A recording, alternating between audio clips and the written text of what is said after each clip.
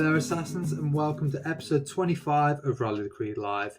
We are an Assassin's Creed community podcast focusing on content creators within the community, news coverage, and everything else relating to Assassin's Creed. So, big thank you to everyone who supported the show in 2025. We had a huge year, and we're really excited to see where we can take the show in 2026. I'm joined tonight by my co-host, James Davis, Top Chef 1288 from the Ones Who Came Before video content creation team. Welcome back to the show, James. Thank you for having me.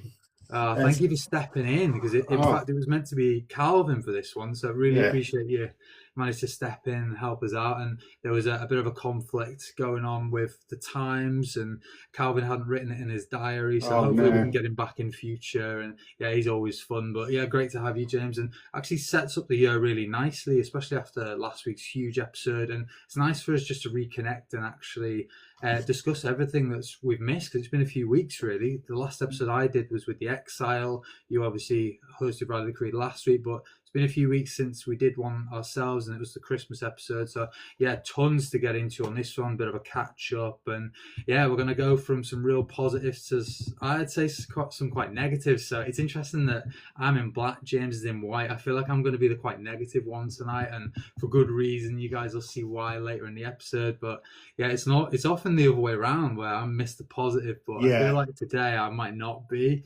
just going off what I need to discuss. So yeah, tons to get into, guys. So to give you a bit of an idea of what we're going to be discussing, we're going to be discussing the minor update on Assassin's Creed Jade that's come out on Discord, and the update that comes with that, what it means, when that game could be released.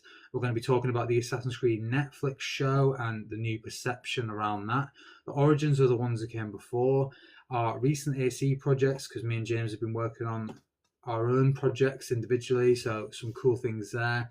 We're going to be talking about mods in Assassin's Creed games, and this is a big one. If you guys watched last week, you'll know why that's going to be a main topic for us.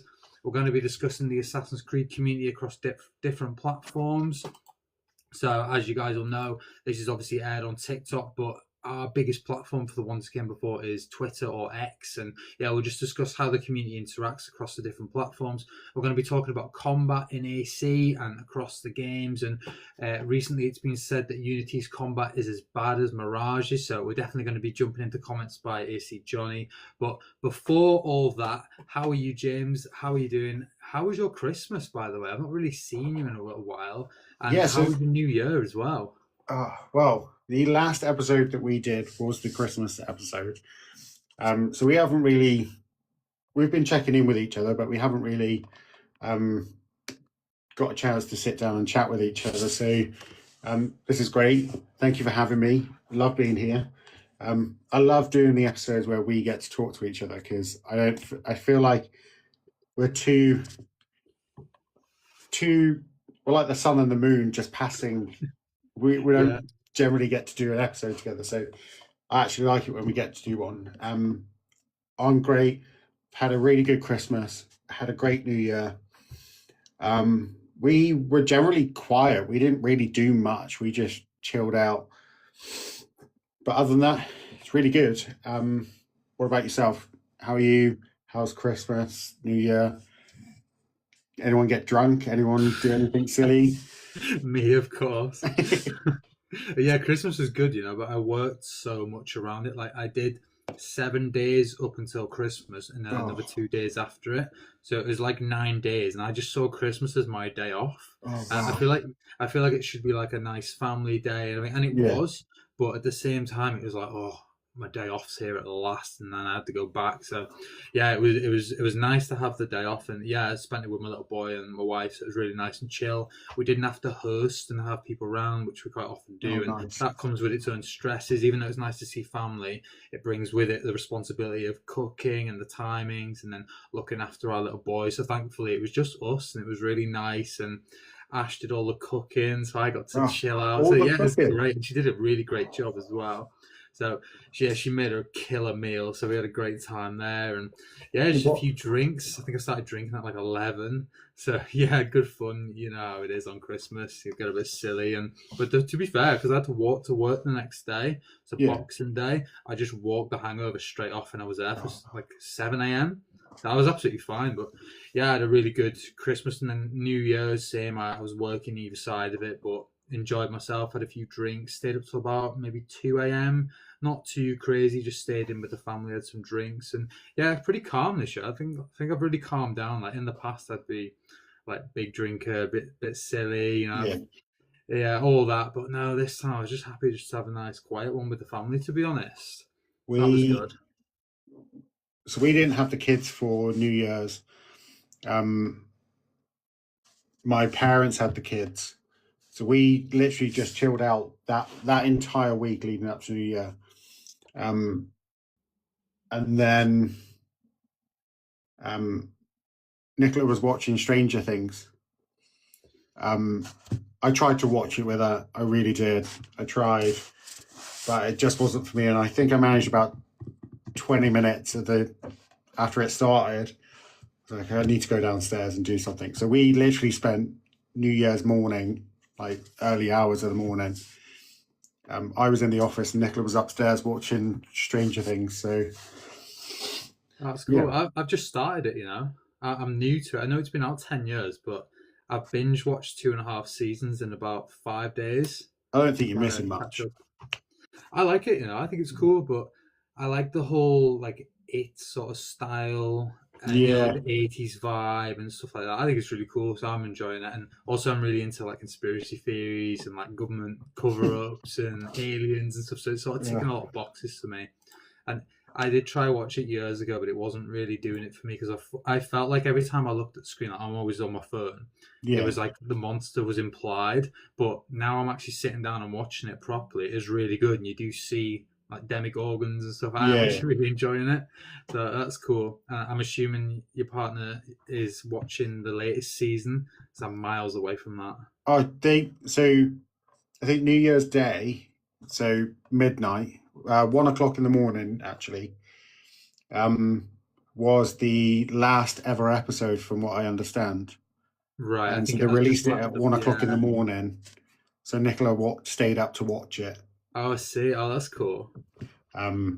I personally, I'm not a massive fan, and anyone in the chat, I apologise right now, but yeah, it's just not for me. Oh, fair enough. Well, I think I yeah, felt like that for a long time. Like I said, I tried it 10 years ago, and I felt like it wasn't for me, and I've had to come back to it. yeah. And yeah, I'm enjoying it this time around. So that was your New Year. That's really cool, and hopefully you got to spend a lot of time with the kids as well. Yeah, so we had the kids. We didn't have them for Christmas Day this year, uh, but we had them from Boxing Day till the following month, till Monday. We went to my parents, so it was quite nice. It was nice. Just That's really good. And I guess the nice thing as parents as well, we get to do the whole, the Santa Claus thing and the reindeers and the mince pie and like all that. So I definitely did with my 3-year-old. So that was really nice. we didn't this year. Normally, I do all that. Like we get flour and we get footprints out and stuff like that, and we put stuff out for Santa. How not last year, the year before, he drank whiskey and milk at the same time. I don't know how we managed that one, but yeah, it was good fun. But we didn't do that this year because we didn't have them. So our Christmas was actually Boxing Day evening because we picked the kids up, went to my parents for Boxing Day, had spent the day at my parents. My mom did way too much food. And then we went to Nicola's parents on Saturday. Yeah, it was quite nice. It was nice to just chill out. That's really good. And how have you found going back to work? Because for me, I never stopped working. I Like other hate than it. I hate I it. literally just like worked the entire time. But for you, there was a bit of a break, and now gradually going back to it. Was it hard to go back to? Oh yeah, so I broke up on the Monday before Christmas was my last day, and then I went back on the 5th. This week has been like a real slog. It's been really like you feel like you're flying on cloud nine. I had like my appraisal and stuff, and it went really well. And then you come back, and you're like, oh my God, there's so much going on. I don't know what I'm doing right now. And you make little mistakes and then you start beating yourself up about it. So I actually wouldn't mind working as far up to Christmas as I possibly can. Just so that I don't have that little lapse. But it is nice sometimes to just chill out. And if we had the kids, it would have been different because I would have done stuff with them. But Nicola was at work. Kids weren't here. So I was pretty much on my own for like 2 weeks. Fair enough. And anything else you've been up to recently? So I've done a couple of YouTube videos after starting my channel. We did the what if video for the ones who came before, which was a great video, which has done fairly well in its first week. It's like 132 views. Good. Which I think's not too bad, especially for my first video for us. So that's really good. I've got another video coming out at midnight. Oh, cool. Which is my Valley of Memory review video. Oh, wow. That'll be really good. Which went really well. It went really well. And I had loads of footage left over. And I've actually managed to use some of that footage, so that's pretty good. And because of all the content I do, I now have a folder that's specifically just for Assassin's Creed. Nice. And all the games get their own little folder left. So they get their own little... Right. Nice. That's cool. So you can just dive into it and grab the footage whenever you need. I can just grab what I need from it. Really good. What about yourself? Well, there was a few things I was going to get into. Obviously, I had this thing that I was gonna sort of like share the clip, but I don't think I will because it's a bit embarrassing. But I had a bit of a head injury a few days before Christmas, so it's a bit silly, really. It was Christmas Eve, and when I did it, I think I sent you the video at the time. You did. Basically, my 3-year-old likes it when I chase him around the house and growl and pretend to be a monster. It's just a stupid thing I do with his dad, and he likes it. So on Christmas Eve, I chased him up the stairs, which he likes, and then chased him to his bed, and I let him get a bit of speed ahead of me up the stairs, and he was climbing into his bed like all giddy and laughing and like fake scared and climbing into his bed. And my wife realized that we were like going at like top speed running. So she started filming. So he starts to go in his bed and I'm like growling, like pretending to be this monster. And I go over the baby gate, catch my foot on the gate and slam my head into the door. But on the door, there's like a decoration with like metal spikes on it. And the spike went in my head. But this is before my haircut, so I had like really long hair. You guys will see the difference if you watch my last episode. I think it was with the Exile. Yeah, you'll see the difference. But I smacked my head right into it, and she was laughing her head off. My little boy was laughing his head off, and I was like on the floor on the landing, just holding my head, just before Christmas as well. And then I realised that my head's actually bleeding. Oh, no. Like, oh, no, this isn't like a funny thing. It was sore, but I thought I've just rattled my head a bit. Yeah. And I went to the bathroom and it's like dripping down my face. Oh, my God. So I was in like quite a bit of pain. I'd like cut it. And then Ash comes through and she was like, "Stop being a fanny, you're fine." like no sympathy. She's like, I'm heavily pregnant and you don't hear me complaining. Like no sympathy at all. Just nothing, not a single... Nothing at all. So that was great. So yeah, I'm there holding my head, and she's like, "No, stop being so dramatic." And in the end, she helped me clean it up, but showed me the video, and it's so stupid. It just looks like I float over the gate, bang my head into the door, and then retract slowly back over the gate, and just like hold my head on the landing. But yeah, I might do we can do a reaction video to it in the next one we do together because it's just so stupid. But yeah, that was one of my stupid stories since I last spoke to you. So if it's you any saw the video, didn't consolation, you? I laughed. I laughed at the video. I showed Nicola. Nicola laughed too. But obviously we didn't realise. It just looks like like you said, it just looks like you've headbutted the door, which was funny. But yeah, that could have been bad. You know what? It could have been, and you know what? I'll send it to Charlie, and he can clip it in, and hopefully you guys can watch it now.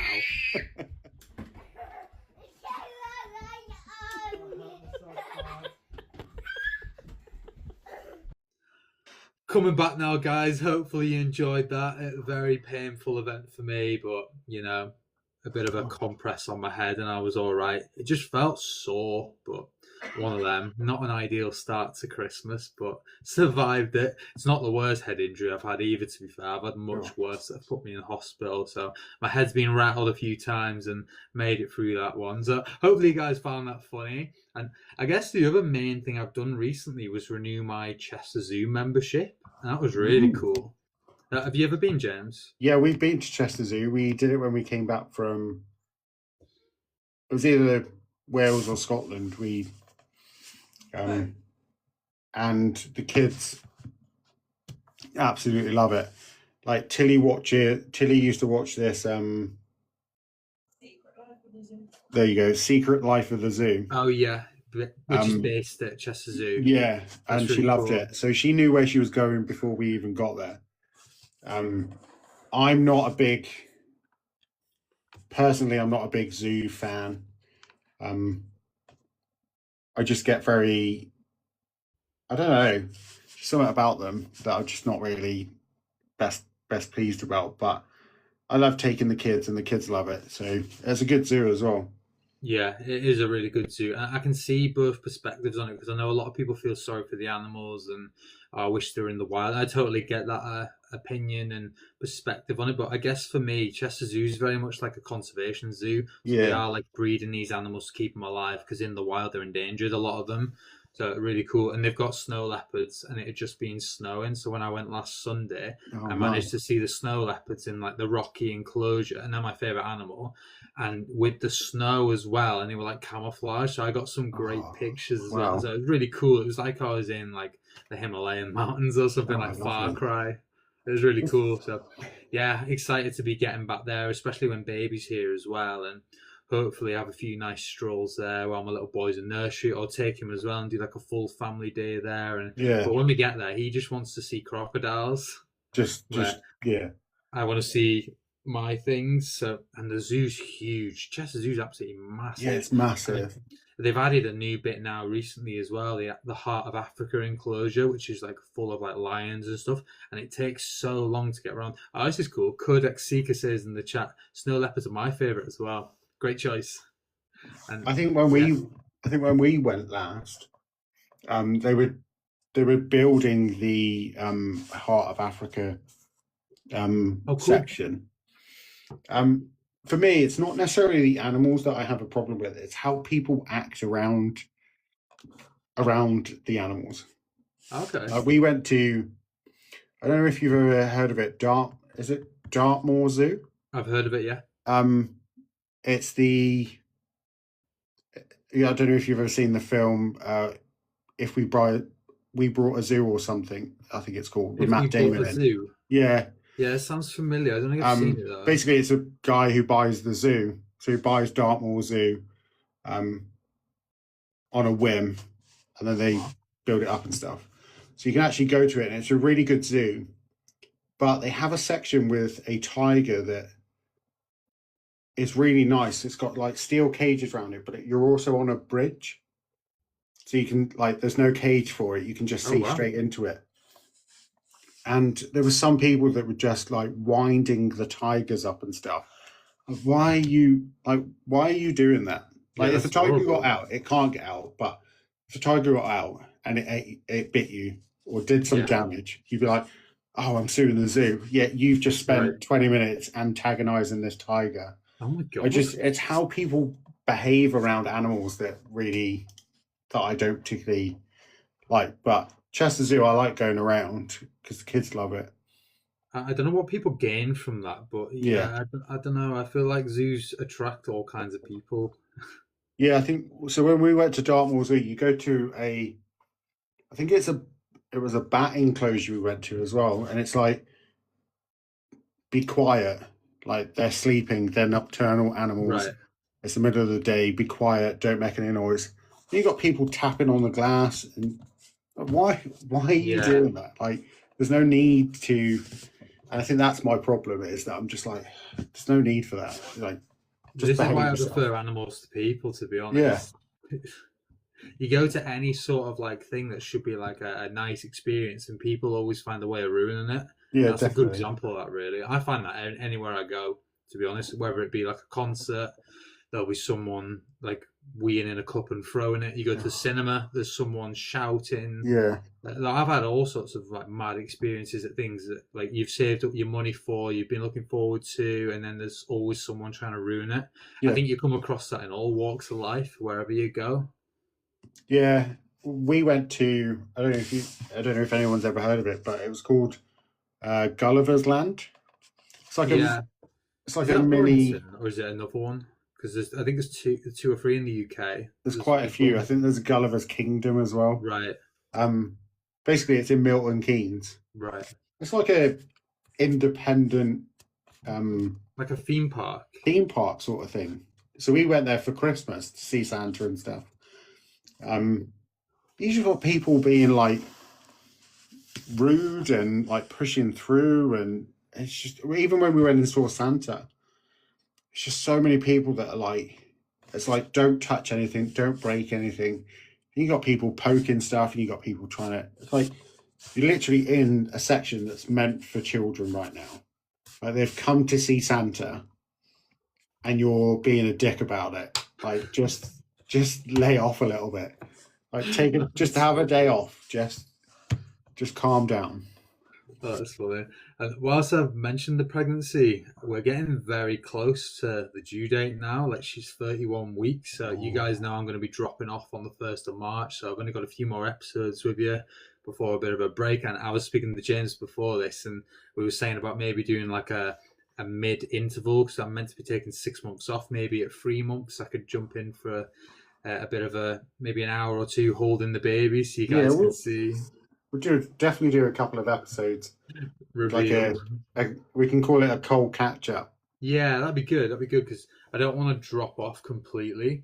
But yeah, it'd be nice. Definitely, I'll definitely be keeping in touch with people and keeping an eye, obviously, in the chat on Rally the Creed. Hopefully you'll be able to watch every week, but it's just, in terms of hiatus, it's going to be from like creating new content. Yeah. So I might even go back and work on a few older things that I've got. I've got tons of drafts. I might even release some of them in my time. But yeah, that'd be nice. Yeah, I'm just not going to be making any new content, because I just need to be more present with the baby. And yeah, it's just going to be, obviously you're going to get that time once, and hopefully I can get a bit more time off work. I've currently got 2 weeks secured. I'm trying to get 5, but yeah, I'm going to have some sit-down talks with the higher-ups, and it's such a faff for a man to get time off work. Oh, definitely. Maternity leave. 2 weeks isn't enough in the UK, and hopefully going forward the government can improve that, and companies need to look at what they're providing, because 6 weeks is the recovery time for a C-section, and a man's got 2 weeks. Yeah. It's just, unless you take unpaid leave,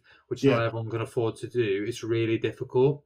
So yeah, I'm trying to improve that, and the end goal really is 5 weeks off. So in that time, fingers crossed, get to have some nice time with the baby, help my wife with her recovery. But yeah, I should be able to hopefully continue watching Rally the Creed and see the direction you take it in, James. So looking forward to it. And lots of scans currently, as you can imagine, but baby's kicking away, and lovely. Yeah, she's packing a bag ready for the hospital, and it's all really like becoming real now. And I feel like my mindset's changing as well, like in terms of my content, like behind the scenes. I'm sort of like closing doors and finding closure. Like, I'm trying to prepare our team for what's to come, and that's life without me, like doing everything. You know what I mean? Like coordinating everything. And I'm going to be like making like videos for people on how I do things, and just hopefully keep things ticking over whilst I'm not there. So yeah, a lot of thinking like in terms of my mentality about like where things are going with the ones that came before, the direction for the year, considering I'm not going to be involved for half of it. So yeah, lots of stuff going on there and very exciting times. But yeah, Ash messaged me this morning saying within the next 2 months we'll be holding our baby. So it's crazy, isn't it? That is so crazy to even think about. Because I was thinking the other day that we're practically a third the way through January already. Yeah. And obviously we get married in October. Yeah. I feel like it's going to come up really quick, and I'm not going to be prepared for it at all. But Nicola is, so all good. But yeah, I think this year is going to absolutely fly by. Obviously, you're 100% going to be missed, but I think the team that we've got so far are a good enough team to get through it. That's it, and hopefully they see it as like an opportunity to thrive rather than like a big gap. Yeah, because I mean, I've made a list of everything I do, and it is like extensive. So hopefully we can find a way for each team member to take on the roles, because the last thing we want is for our content to drop. Yeah. So, yeah, I'm looking forward to seeing where the team take it, and obviously you'll look after the podcast with Charlie, and yeah, lots to look forward to there. And to move things on to Assassin's Creed, I actually was scrolling eBay, and I've done similar stories to this on the show before. I'm always scrolling eBay for Assassin's Creed stuff. And I came across 25 rare Magic the Gathering cards from the set, the collaboration with Assassin's Creed. Yeah, that's crazy. This is mad. I don't know if you can see the price in my notes here, James. I'm looking at this one here. This deck, it's called Magic the Gathering Assassin's Creed Commander Deck, Ezio Auditore. And for the 25 cards, it's £1,039. So that is $1,399 for our American listeners. So to give you guys an idea, that is we're talking 25 cards from Magic the Gathering. You don't get like a folder or a wallet or anything to hold them. It's just the cards on their own in like plastic cases. And for 25 cards, 1K.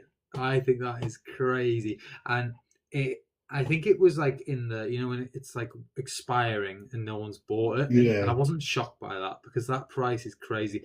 Someone's commenting here saying 6 sounds like a scamming shot. Yeah, I agree with that. And maybe people think they're like super rare because they're shiny and someone will pay it. But I didn't realize these cards had such value, to be honest. So I didn't really. So I've wanted I don't play Magic the Gathering, but I do like collecting cards. So I have a Pokemon card collection. I have a couple of Yu-Gi-Oh cards around. So I do like to collect these cards. And I have thought about collecting the Assassin's Creed cards, but I guarantee that price is literally because there is an Ezio card in there. Right. And because Ezio's in it and it's shiny, people are like, yeah, that's going to be worth the price. But because you did the research, I then went on eBay and had a look today. So that's for a pack of 12 cards. 25 cards, 25. Sorry. I found a Leonardo da Vinci card for nearly $2,000. What? It was just the Leonardo da Vinci card. And then there was a Cleopatra card for £1,865. That's wild. And I was like, this is crazy. Like the prices that they're asking for is insane. I had no idea that they had this sort of value, and I wonder if people are actually paying that, or if people are just asking for this kind of money in the hopes it makes them all rare and expensive. Because I can't imagine there are that many being sold for that price, but maybe people don't know the worth and they are paying that. I imagine it's kind of like, okay, we've got this card. If we put £100, we're going to get £100. But the moment it hits £100, somebody's going to be like, oh, I don't want it. Right. Like it hits £100. Can't make any more money. So I have a feeling that people are like, let's put this amount on here, because then people will bid for it and it will keep going and get the bid higher and higher. Potentially, I don't know how eBay works that well, but the person who's selling that pack, I don't know if you can see, has 100% positive feedback from 48 references. Oh, people are happy then. So people are happy. So people are paying something for it, but that is crazy amounts of money. I guess in a world full of NFTs and like virtual things, at least you can hold something at the end of paying this money, I guess. But I don't know. It would just sit here on my shelf with like my. Okay, yeah. It would just sit here. Similar size and. Yeah, so that's all it would. That's literally all it would be, is just a simple card. Mm-hmm. That's it. But yeah. Crazy worth though, and you guys have to let us know in the comments if you come across any high-priced Assassin's Creed items, because we're always interested in knowing what collectibles are worth. I'm a big Assassin's Creed merchandise collector myself, and I'm always interested to see how much things go for, especially if I ever decide to sell bits of my collection as well. I've got some things that are probably classed as like super rare. My collection is currently in boxes because we're trying to move house, but eventually when I get the new office, hopefully later in the year, when we move house, fingers crossed, everything goes well, I can show you guys, and it will hopefully be fully on display and look how I want it to, because I've got like concept art and like drafts of how I'd love a new office to look, and Assassin's Creed is a primary feature, and of course it would be a more interesting backdrop than the spare bedroom I'm currently filming out of, but got to do what you got to do. At least I've managed to find a way to record. Nice. Obviously we do the podcast late at night, so my little boy isn't shouting in the background. We found a way to make it work, haven't we? And it's funny, James, I wrote at the start, no Edward pictures in the background. I'm offended. I was going to call you out on this, but you've sneakily put up the Edward picture in the back. And you guys might remember on the Christmas episode, we did an unboxing video of our Secret Santa.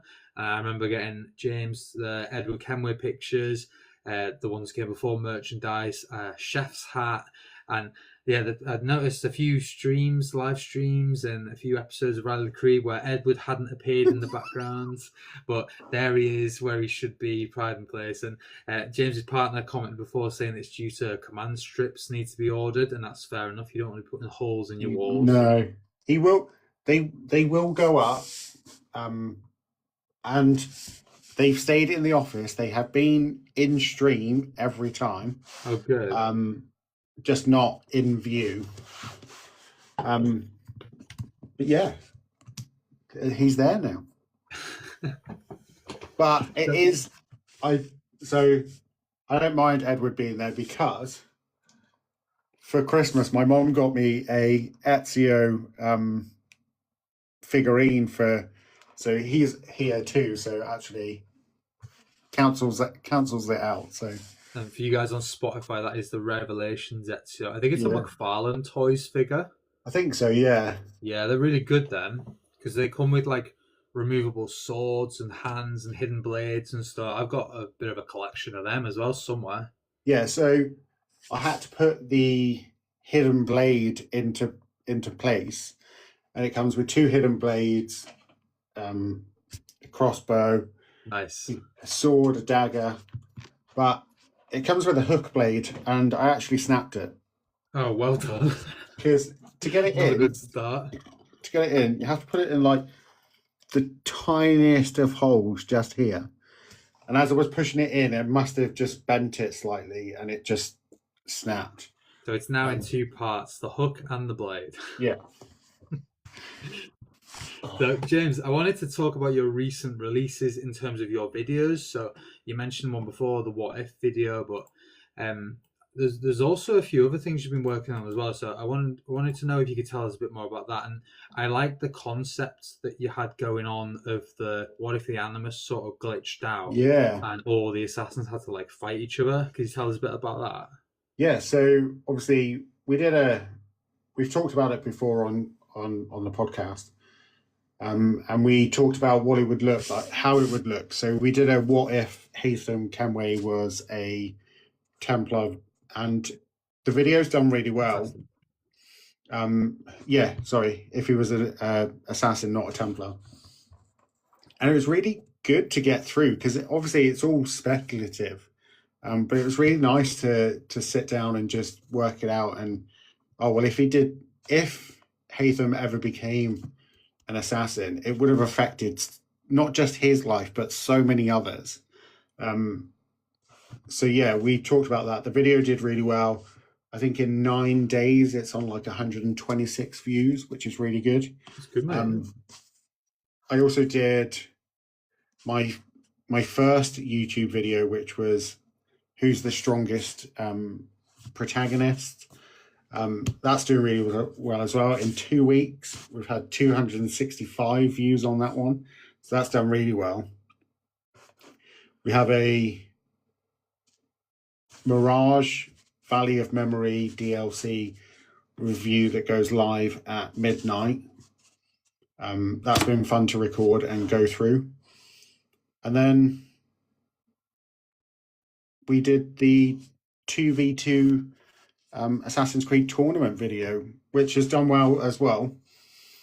It's a bit of a slower burner, but I did this thing after talking to Angry Higgs. He pointed me in the direction of Da Vinci Resolve, and there's a couple of things on it that you can do, like the starting credits of a news report. I was this is how you did it. Yeah, so I was like, it already has the preset already done. So, this is fantastic. I'm going to try this. And yeah, it turned out really well. I got the music for like a news report, called it Abstergo News. It was just a really good thing, really fun thing to do. And that video is doing well, actually. I actually like that. I thought it was really cool because you dressed up, you looked the part. Yeah. You were like a news anchor in the background. You had like a building with Abstergo on it. Yeah, there was tons of stuff going on. I thought it was really clever how you did it, like the backdrop and everything. I'd love to see that again, and you just be like the Abstergo news reporter. Yeah, I think it was really cool. You could be known as that. Yeah, just giving. Maybe that's what I could do when it's when we've got some news coming out about Assassin's Creed. Eventually, if Ubisoft ever decide to pull their finger out, maybe that's what we could do, like inside Abstergo News. Oh, by the way, this is happening. We could do it for an episode of Ride of the Creed. Yeah, it was do like the headlines and stuff. It was really good because it was full COVID vibes, because the top half I had a shirt on, had a tie on, but the bottom half I had like shorts on. It was like completely like I was back in COVID. It was brilliant. Yeah, it was cool. And you sort of pitched the idea of assassins working together to fight other Assassin's Creed characters. Yeah, so basically I just had there was a glitch in the Animus which was blurring timelines and just forced the assassins to team up. And I don't want to give it away, but basically the teams have to fight each other. Winner takes all. The team that wins reset the Animus, really, just back to how it should be. But there is a nice little twist in there that if anyone watches it, let me know. But yeah, it's pretty good. Yeah, so I'm actually happy with it. It took me the longest. To make, but yeah, so definitely recommend that one for you guys. We'll leave a link in the comments or in the description, James, because that was a really good one. In terms of like releases as well, I actually recorded a script for a video, something which I've not done in many years, and I haven't really got the equipment to do it, so I just did it on my phone. But you guys have heard that I'm doing a Flaws of Awaji video, and it's been in production. I wrote the script in November. It's one of them where I'm like, I can't commit the time to it. So I was like, right, my little boy's in nursery, I'm going to do it. And I found it really difficult. Like, I really did. Even though I wrote the script, some of the names in Assassin's Creed Shadows I found really difficult to pronounce. And I can't even give you any examples because they've left my brain completely, but I did find it really tough. And trying to read without like stumbling or making mistakes. I really did struggle. So I don't know how you do it. I don't know how other content creators we get on do it like flawlessly, Yeah. because we're sort of at like the beginning of our like YouTube content creation phase. Because I guess it was tough for me because I haven't done it in so long, but also like it's one of them where I've had so many other projects that have been, I guess, a bit of a priority that it's just been pushed to the back of the queue, really. So I do want to get it released before I take my break. And yeah, some tough words in there. I think I've maybe got about 10 minutes of footage, but honestly, there's going to be some bloopers from that, and I find it really difficult. And my pronunciation of the Japanese words are probably shocking as well. So apologies when that drops. When that does drop, everyone needs to go in the comments, and the grief that I've been getting for the way that I speak, it needs to be pointed out. I'm just saying. What's even worse is, for all of my videos, I've been recording from the office, and sometimes Nicola's been upstairs. And I'm getting so annoyed with myself because I'm reading my script. I'm like, right, okay. I read through it in my head. I can say it words perfectly. Even when I say it out and I'm practicing, I can say it out. But as soon as I hit that record button, something switches in my brain and I can't even say the most basics of words. It's like, what is going on right now? And I'm like, I'll stumble and I'm like, oh, for fuck's sake, talking absolute crap to myself. And then I can just hear Nicola upstairs just giggling to herself. We should do blooper reels on our TikTok. I've thought about so I have been deleting the videos just so that I don't get lost in where I'm recording. But there are a couple I'm like, I'll just put these out there because I don't know if you've seen, I actually posted a video on X and on TikTok of a blooper reel, but the kids were in the background. I saw that. That was really cute. I was like, it's not really a blooper, but the kids are just stood there watching and they're giggling to themselves. And in the first clip, you can actually see Tilly's face like, what are you talking about? You absolute weirdo. Like, okay, thanks. Cheers. Great support. It was nice because it was like you had a little fan club in the doorway behind you. Yeah, it was lovely. And then there's a brief second as well. I think I cut it out, but Nicola was sat next to me as well. And then all you can just see is Nicola's head just pop round the corner, just into view. And you're like, everyone's here. It's good. You've done loads of stuff recently, James, in terms of like content. And the other thing we should probably mention as well was last week's episode with AC Johnny of Rally the Creed, which, if you guys were there for it, you know why it was such a big episode.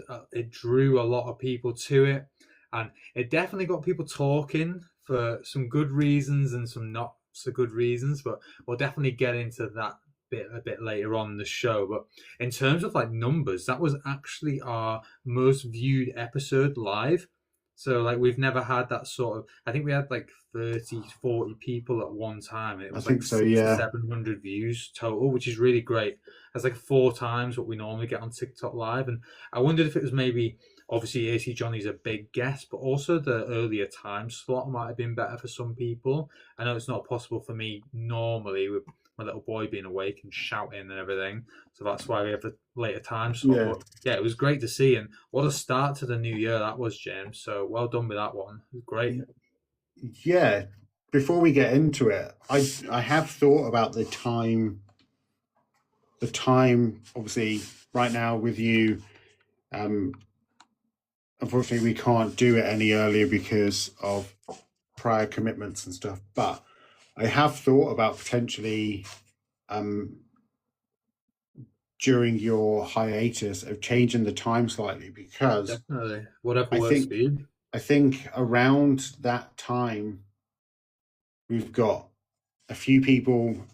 America, they're a bit earlier than us, so it works really well. People in Europe and stuff.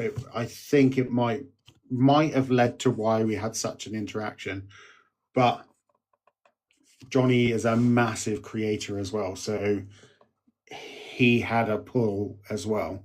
Like he's got, I don't exactly know the number, but I know it's quite a few thousand on Twitter and stuff, so on TikTok. So yeah, huge numbers, great interaction.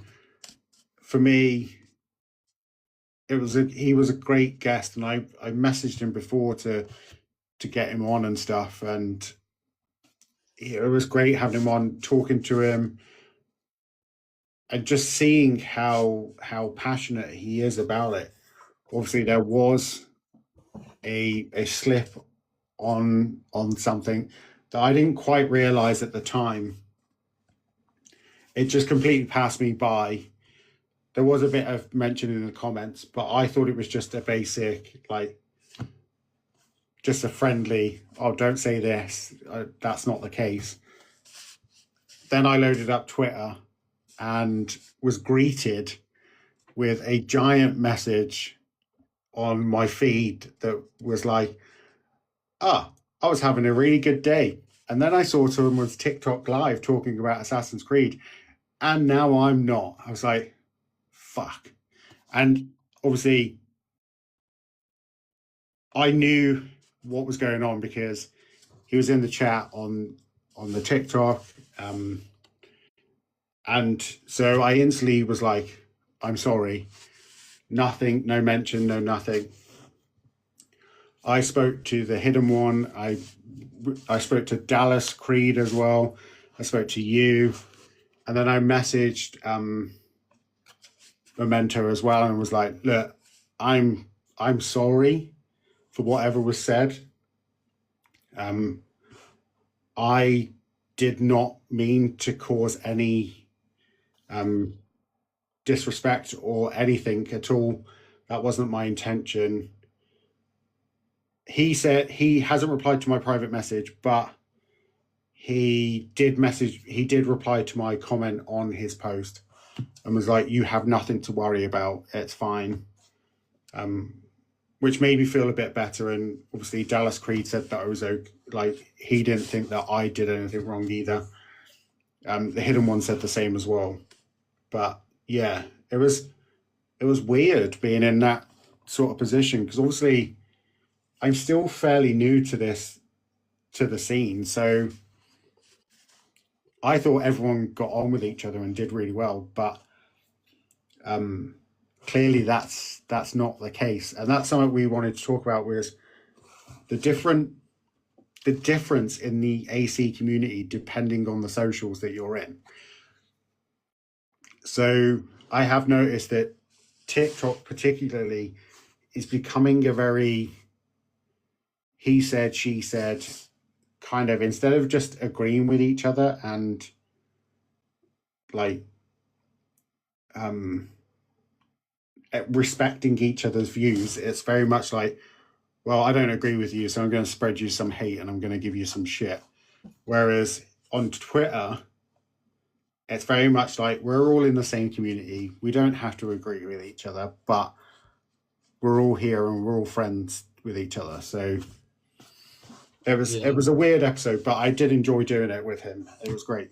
It was a big episode. It was a good start to the year. I thought AC Johnny was really interesting, by the way, really thoughtful as well in a lot of the things he said. Yeah. But obviously the controversy started with, I guess it was like a perception of the way gameplay is presented. And it was basically like an assumption of mods being used to promote Assassin's Creed games by community members, and we'll get into modding and things later on. But yeah, it's difficult because obviously we are live and people say things in the heat of the moment. We are rallying the Creed. We're bringing people from all corners of the Assassin's Creed community. So we want to get as many voices as we can and as many opinions as possible. So from time to time, we are going to bring people on who have differing opinions to others. And that's natural. I think that's part of being in a community. You hear all voices. We want to hear all voices and give people a platform to discuss things. And yeah, I think you handled it really well, James. It was a difficult one because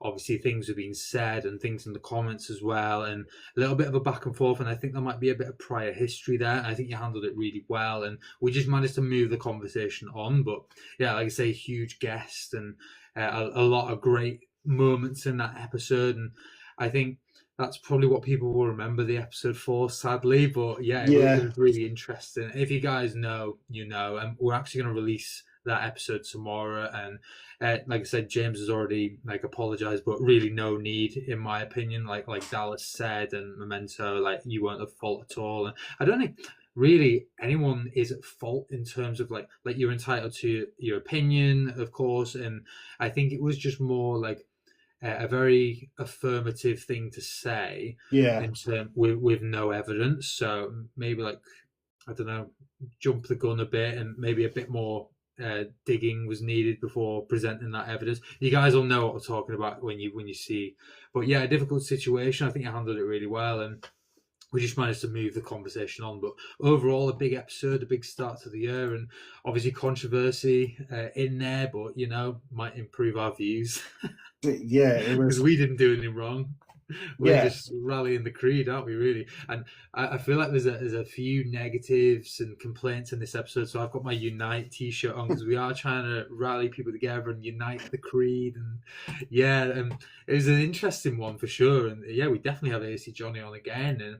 And on the other side, we'd love to have Memento Gallery on and see the side of like how gameplay is captured for Assassin's Creed Unity, for example. And like you said before, James, I agree that some platforms are more welcoming than others. I think TikTok's a very opinion-based platform, where X, I think the Assassin's Creed communities are more like news-driven and more evidence-based, and it's more like, I guess, professional in a sense. In the way I know we certainly are as a community. We're very careful on what we post, the wording. We don't want to confuse people. We don't cover leaks. Like, especially with us, we have our code of conduct. And I know like the big Assassin's Creed communities like Access the Animus, that they're very much similar sort of thing, where it's almost like a BBC News and Sky News. That's what it's like, but with a more community element to it. And I think there are definitely rifts within the Assassin's Creed community. I know not everyone likes me, for example. I've actually had a few people who have dropped off, sent messages to me. They don't like things I've said, the way I've done things, but that's part of life. I've found, like, this isn't to sound big-headed, I've had people who are really jealous in the things I've achieved in the Assassin's Creed community. I've had people who don't like that me and my friends in the UK are seen as like a clique, because Ubisoft have given us the opportunities they have in the past, you know, like events and things. There are a group within the UK, for example, that are unhappy with that and think everyone should get access to things, which I understand. But then at the same time, you've got to think, I've done this for 10 years. Where like they've maybe joined Assassin's Creed in the last few years. So it's not to say that means I'm better than them, for example. I'm not saying that at all. But in the eyes of Ubisoft, this platform, the ones that came before, is worthy of having a voice within the community. And by giving me like access to things, we can post things on our website and our social media channels, and it's got like a huge like scope compared to like a smaller scope of a new community. So I guess there's that as well. And also, like, from me, like running this partnership program, like for example, which you're a member of, I've had to like boot people out, so they're not very happy with me. But, you know, at the same time, I have to remain in this sort of leadership position and sort of decide what's best for our brand. And I've fired people, even though it's like voluntary. I have kicked people out and fired them. So I know I'm not very popular in the Spanish community. They probably hate me. They've got a podcast. They probably slag me off in Spanish. But gosh. I think who knows? It's not just me though. Like, there are definitely rifts within this community, and we definitely felt a little bit of that last week. And hopefully, going forward, people can, you know, rally together a bit more. And we'd love to bring people together and have more positive conversations rather than negative. And obviously, I never hold a grudge. So if anyone wants to like reach out to me who thinks I have an issue with them, I don't. They've probably got an issue with me. So welcome to the show if you want to jump on. But I think that's just how life is, you know. You can't get on with everyone, and maybe just do your thing in your own corner and try not to clash with people. But I know it's different. I think that was my thing. Like, obviously, a few episodes ago we talked about stuff that I'd commented on Twitter and it being brought into the Discord and stuff, and it being made this big public thing of like, oh, this guy doesn't know what he's talking about. I guess it was kind of me just going, I'm new to this whole situation. Like, I want to have a good working relationship with everybody that I can do. So it was kind of just being like, look, I don't know what was said. I don't know why he said it. I don't know why he felt that was the moment to bring it up. But also, on the other hand, I don't understand if you already have an ongoing issue with somebody, why you would then come into the chat and be like, oh, I'm here, by the way. Because it's almost like you're going, say something. Right. And it was, it was a weird one. I just wanted to be like, I wasn't at fault. I don't agree with what was said. But yeah, it was weird. There are definitely rifts within the community. You know, I've encountered them before, and like I say, I'm not the most popular in tiny portions of it, but overall we've had massive support for this podcast. You know, you got to think who we've had on. We've had like Joe Raptor, who's a massive supporter of the show. We've had, you know, we've got the hidden one who's normally in the chat supporting us. Andy Reload, you know, people who I class as like friends of the ones that came before, who are so supportive. And I think it's about 99% supportive, and people who want to work with us compared to the 1% that maybe don't. And like I say, there are several reasons for that. You know, I've fired people. You know, people. There's definitely been the aspect of jealousy on my end in the UK, which I mentioned before. And I think it's one of them where I'm just going to carry on doing my thing, and if they feel that way, they feel that way. But I'm not here to sort of dwell on that and make me change the way I do things, to be honest, because I'd rather be more positive than negative and try not to be consumed by that energy, because I feel like the more negative you are, the less likely Ubisoft are going to want to work with you. And there are people out there who are extremely negative, and we're in general very positive people, but we're very fair as well, and critical of Assassin's Creed when we need to be, and positive when we need to be. And I think we've got a good balance. And that sort of covers last week's episode, and we'll come back to the actual like details of the controversy a bit later on, because that's one of our topics. But the other final thing I've done in recent Assassin's Creed projects is I released a piece of artwork for Christmas by one of our artists, Jebs. And I don't know if you read it, James, on our website, but it's a piece of artwork of Narwe open or like holding a present in her hands, and the assassins are like on her shoulders. So you've got like Evie. Oh, I didn't see it. No, I have to have a lot on the website. But in terms of like what I feel like could be in the parcel, the gift that she's got wrapped, I did like a bit of a nod to our podcast, because I wrote, "We love how the piece parallels the concept of angels and demons on the shoulder," which is like the artwork. We'll see if Charlie can add it in afterwards so you guys can see what we're talking about. And I've basically written, "Narwe holds a gift. What could it be?" And it's like a square box, and I've put a piece of Eden, a musical instrument, a list of 10 more targets to kill on the objectives board. And it's just like a bit of a dig about Assassin's Creed Shadows, I guess. Some of the one of my complaints about it, but I don't know if anyone caught onto it. But yeah, I found that very funny at the time, and I don't know if anyone even noticed it, but it's there, it exists, and that is one of the things I think Narwe would like most for Christmas. I think Narwe would like I reckon in that box there could be some emotion. Maybe she can be very lacking at times. Yeah, I totally agree. We've had quite a bit of community news I want to get into as well. So first of all, and I am going to destroy his name, sadly, because I'm terrible with French, but actually someone who I've worked with quite a few times within the Assassin's Creed community, and a really great guy as well, has been promoted within Ubisoft. So Clément Dagarno, who Clem, also known as White Room, who used to be an Assassin's Creed content creator, has been a part of Ubisoft for the last 7 or 8 years now. And he started off with these incredible Assassin's Creed tribute videos, and then he eventually got the job at Ubisoft as a community developer, and he's worked on numerous games and behind the scenes making things happen for community members. But he's just been promoted to the manager of the Assassin's Creed community team. And I don't know if people realize how big of a jump this is. He is now the manager of the Assassin's Creed community developers. So he's like in charge of all these com devs and the people who work with the community. Yeah. And he's like at the top of the ladder now, where he was a community member like you and me. He was doing podcasts, he was creating tribute videos and incredible videos. But then he got a job within Ubisoft, and now he's like doing these great things and he's making things happen. He's made things happen for me.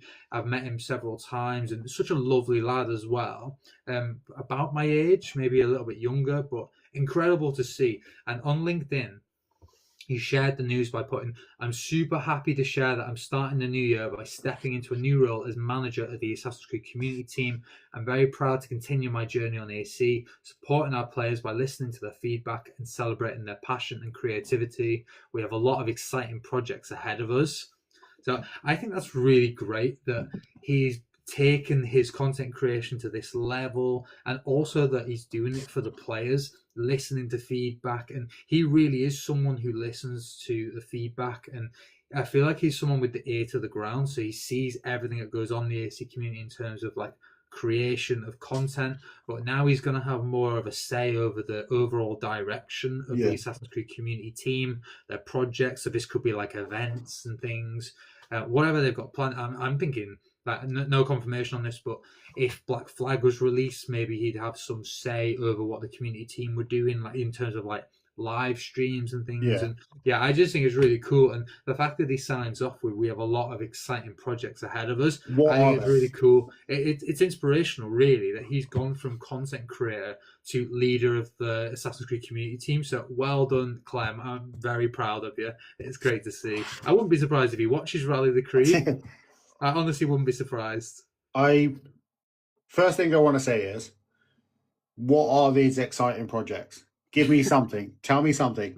Because if I have to watch another showcase of anything and I don't get an update on something, I'm going to pull what very little hair I have left out. Fair enough. Also, it's great when you see people get promoted. Obviously,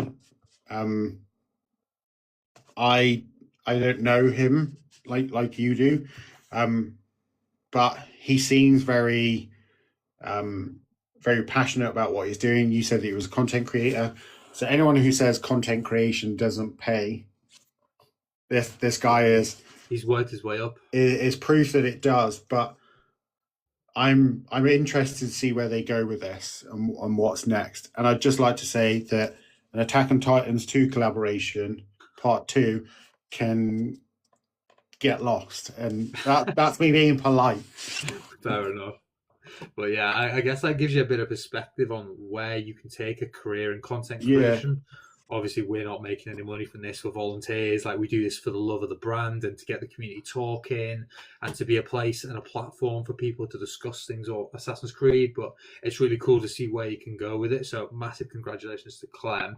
And in terms of community news, have you been on X today and seen... I've commented. I don't know if you can see in the screenshot that you put on here. Right. I'm actually in the comment section. Some big news today, guys, because a friend of the show, Hangry Higgs, who now goes by the username Higgs, is currently fighting a battle with YouTube to stop his channel being permanently removed for quote-unquote hate speech, which is ridiculous because he's one of the most positive people I've ever met. He's a lovely lad, and I don't know why YouTube algorithm is throwing this back at him and trying to remove his account. It's a gaming channel. He's never incited hate speech.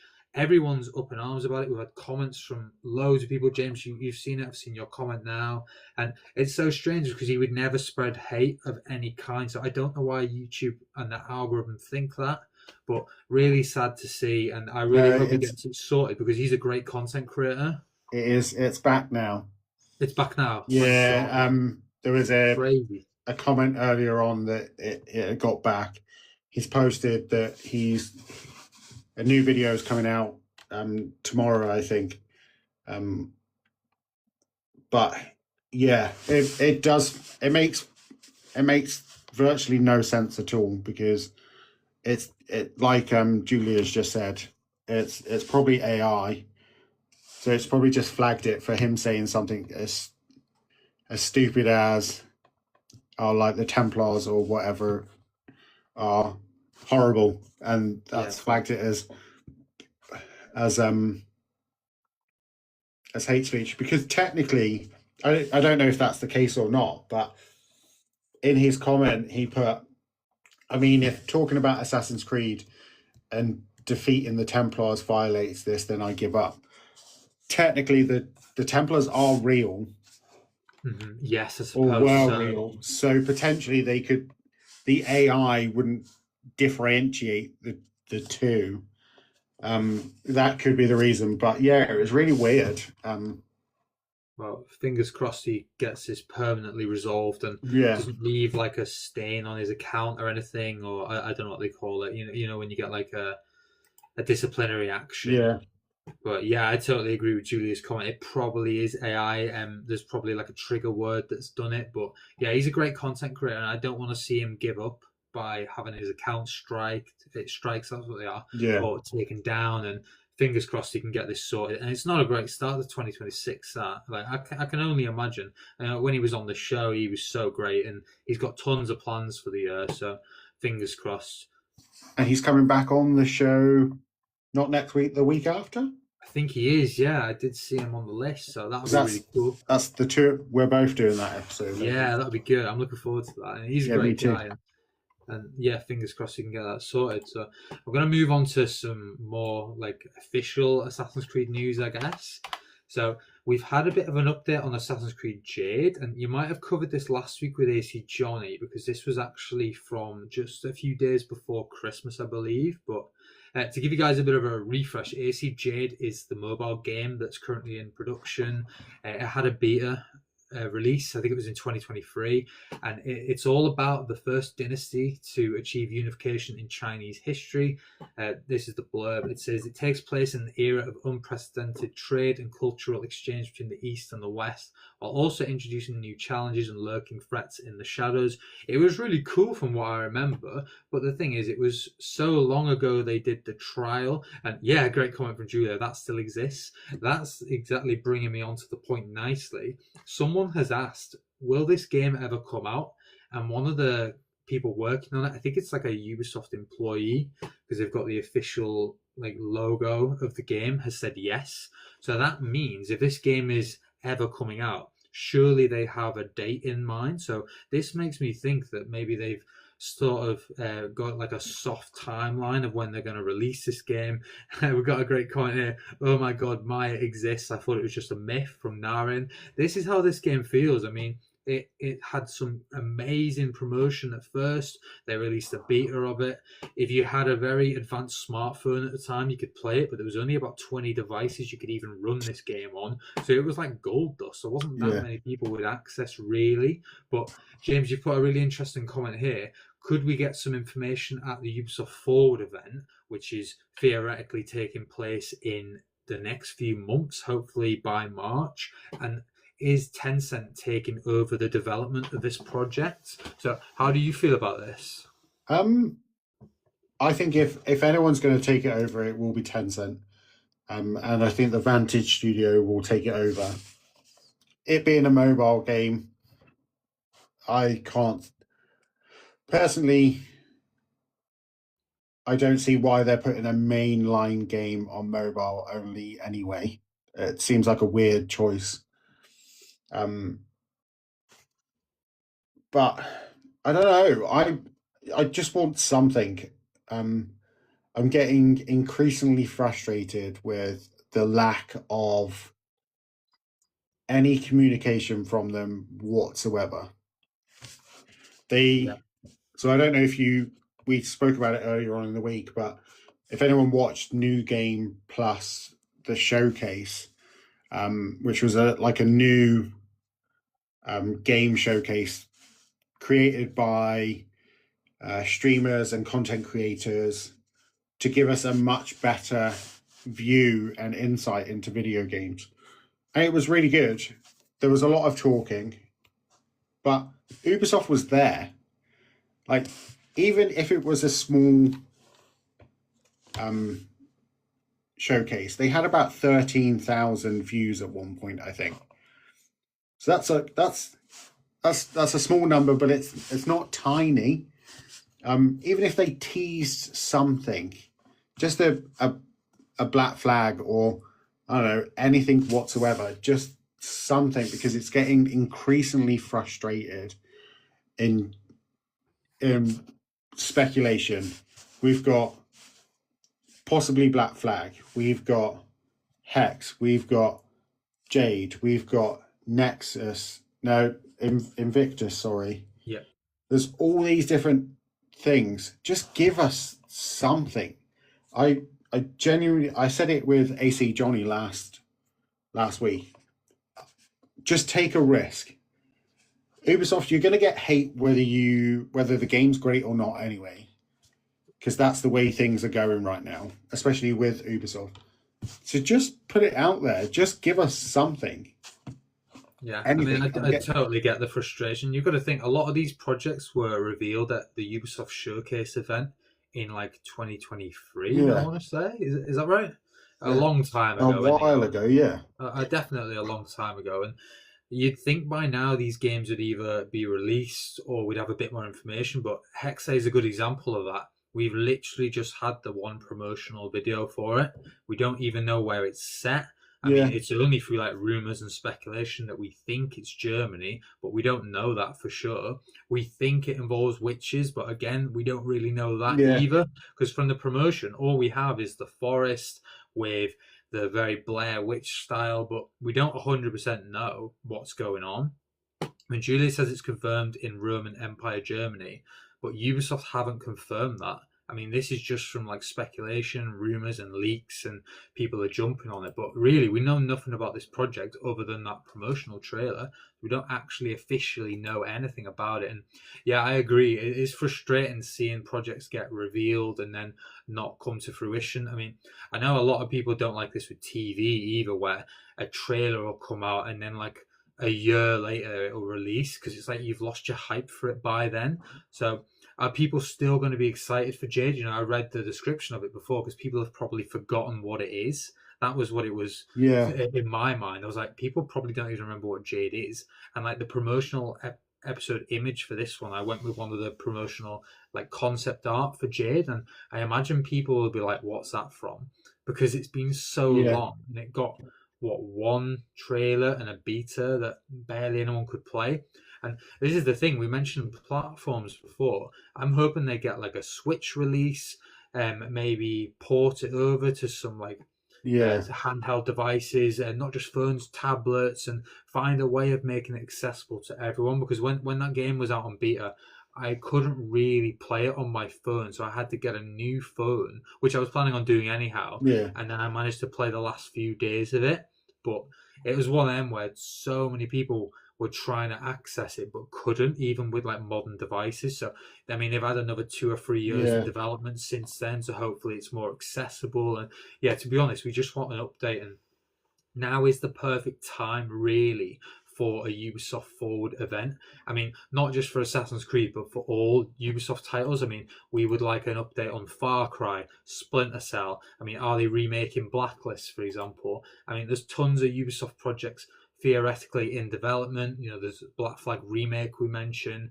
So many things that could benefit from this. And if they're not going to show these things at events like you mentioned, Showcase Plus, which is a smaller one, but the Game Awards wasn't that long ago. That would have been a massive platform. But even though it cost £1 million for a trailer to be aired there, that would have been a great opportunity for Black Flag. So all I can think now is they're going to use the Xbox conference, which is coming up at the end of January, I believe, or they're going to host their own in-house Ubisoft Forward event.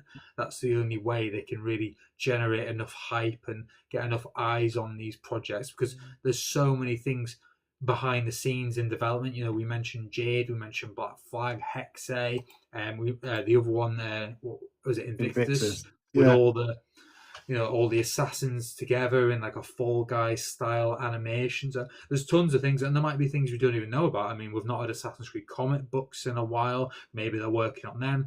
Books we've not really had recently. So for all we know, there's a million Assassin's Creed projects, and they're going to use like a Ubisoft Forward event to showcase all of this. So it'll be interesting to see what happens before March. I think my biggest frustration right now, and why I'm getting increasingly frustrated about it, is because we've got two different styles of advertising for video games going on right now. We've got Ubisoft not giving you any information whatsoever, even with the hack that they suffered. There was nothing. They potentially lost like so much gigabytes of data. Not even that forced them into revealing something.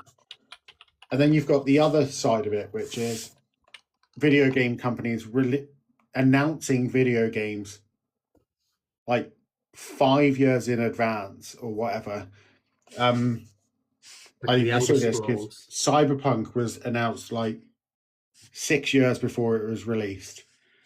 We had Elder Scrolls 6, that was announced in 2018. Like, that's nearly, we're at 8 years ago. This is crazy. At the Game Awards, a Star Wars game, another Knights of the Old Republic game was announced, but that's not coming out until 2030. So that's 4 years. Why are you announcing it now? Why? That's crazy. And I think the problem is you've either got too much hype. I was hyped when I first heard about Cyberpunk. Then I forgot about it. Then I saw a trailer for it, got hyped for it. Then forgot about it again. Like, if at the Game Awards, Ubisoft did, even if it was literally just a black flag, like falling down the screen, like a Jolly Roger just flicking back and forth on a screen, that would have been enough. That would have been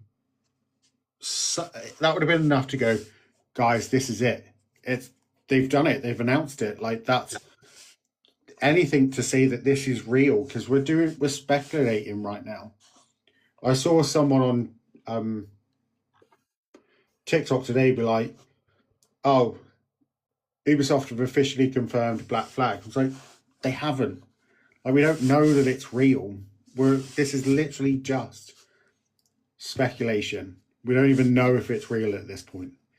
And I think that's the biggest frustration right now. Especially, you're totally right. There are different marketing strategies. Yeah. And then there's the other one, which we didn't mention, which is just like shadow dropping, which is where you literally show something and then just drop it straight away. And that's so new. I think Oblivion and the Elder Scrolls started that, maybe, or maybe there are examples before it, but maybe not to the same extent, because that really was impressive. And we've discussed the benefits and the negatives of that in the past. And I feel like they could benefit from that so much. If you have to be brave to do that, though. But they like to get influencers, and they like to do like drawn out marketing campaigns. And even with Shadows, like, that was a terrible marketing campaign in my opinion, even though they were trying to collaborate with loads of brands and stuff. And I don't know, I just don't think it worked with Shadows very well, and they were very insensitive with things. So I think they need to really reflect on the 2025 marketing approach and just try something different. And like you and AC Johnny said, be brave. And that's something Ubisoft haven't been. They've been very safe over the last few years, and it would be nice to see a bit more positivity and trying something a bit different, to be honest. And whilst we're talking about Ubisoft, they've closed their studio in Canada in a place called Halifax, and this is going to result in 70 to 71 employees losing their job. And it's interesting because it's made the news because they recently unionized. So all the staff got together and they've either formed their own union or they've joined the union. And it comes at a time where developers are dispensable to a lot of companies. I mean, in Newcastle, I think it's Grand Theft Auto and the company behind that have just dismissed tons of people. Yeah. People are really starting to get together and get in unions, and it's a good idea because then dismissal can be challenged, and you can like rise up and have a voice, picket fences, however they choose to do it. There are different ways of doing it, but hopefully the two things aren't connected. I know it's made big news in the gaming world, and I feel really sorry for all the people that have lost their jobs, especially around Christmas. And I think it's happened in the last few days actually, so it's in the new year, but it's horrible to start a new year without a job. And I feel really sorry for all the team members. And also they were working on, or they had done in the past, they'd worked on Assassin's Creed Rebellion, which is really fun actually. It's an animated mobile game where you can play as like Aguilar, Ezio, like these little like chibi style, really fun. And sad to see that the people behind that no longer have jobs, and the whole studio's shutting down. And I want to know what you guys think, because I'm reading one of the people who were laid off. This is Alexander Rain, and he's written on LinkedIn, because there's tons of posts from the devs, and he's saying that we are committed to supporting all the impacted team members and to make sure that they get fair compensation, severance packages, and additional career assistance. Because that's the thing. These people probably have families, they've got children. So difficult when you're literally just like told one day that you don't no longer have a job. So they're going to have to like find new jobs, and I wish them the best of luck with it. I feel so sorry for them. And it's part of a restructuring within Ubisoft, but I never like seeing things like this happen. It's really sad. And Rebellion was really great. I thought it was a nice game, and it even added a bit of lore to Assassin's Creed. So you had Aguilar and Ezio having like canon conversations and stuff. So it made Aguilar more human, I guess, because you spoke in that, and not with an accent or anything. It was all like written and read. And I just found that really sad. I just wanted to bring it up, and hopefully you guys in the comments, you feel a bit of empathy for these people as well, because it's really difficult time for them all. And I just wanted to bring that up. So how do you feel about that, James? It's really frustrating. Before I continue, I've just seen that Julia asked about a severance package, and it does say in Alexander's post that we are committed to supporting all impacted team members during this transition with resources, including comprehensive severance packages and additional career assistance. So they are offering something. It's not great. Obviously, where I live now, there was an Ubisoft studio not too far from here. But they decided to close it, which wasn't great. There was people that lost their jobs. There's 71 people that have lost their jobs, which is frustrating. I hope they can go to another studio within Ubisoft or go somewhere else. But I don't know. I just hope that they find something soon, because starting the new year off unemployed is not going to be great at all.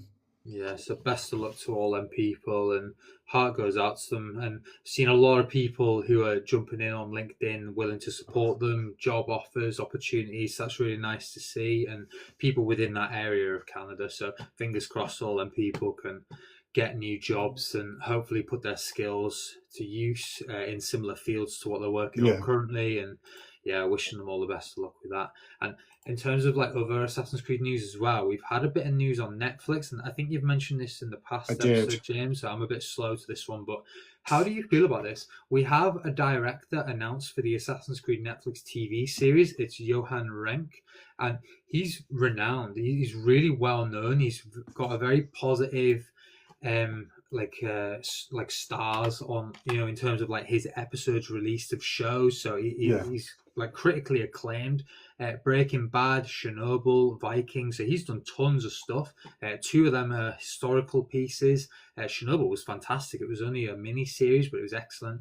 Vikings, we all know. I think it pretty much inspired Assassin's Creed Valhalla, along with The Last Kingdom and things like that. Made Vikings cool and sort of put a different spin on it to what we'd seen before. And Breaking Bad, I think it's got like the highest rating of a TV show ever, like in terms of like I think it's Rotten Tomatoes, the numbers. It never Yeah. dips below a certain number, making it one of the best ever released TV shows. And he was part of that. So, my question for you, James, do you feel like the perception of the Assassin's Creed Netflix TV project has changed since this director's been announced? I'm not too sure.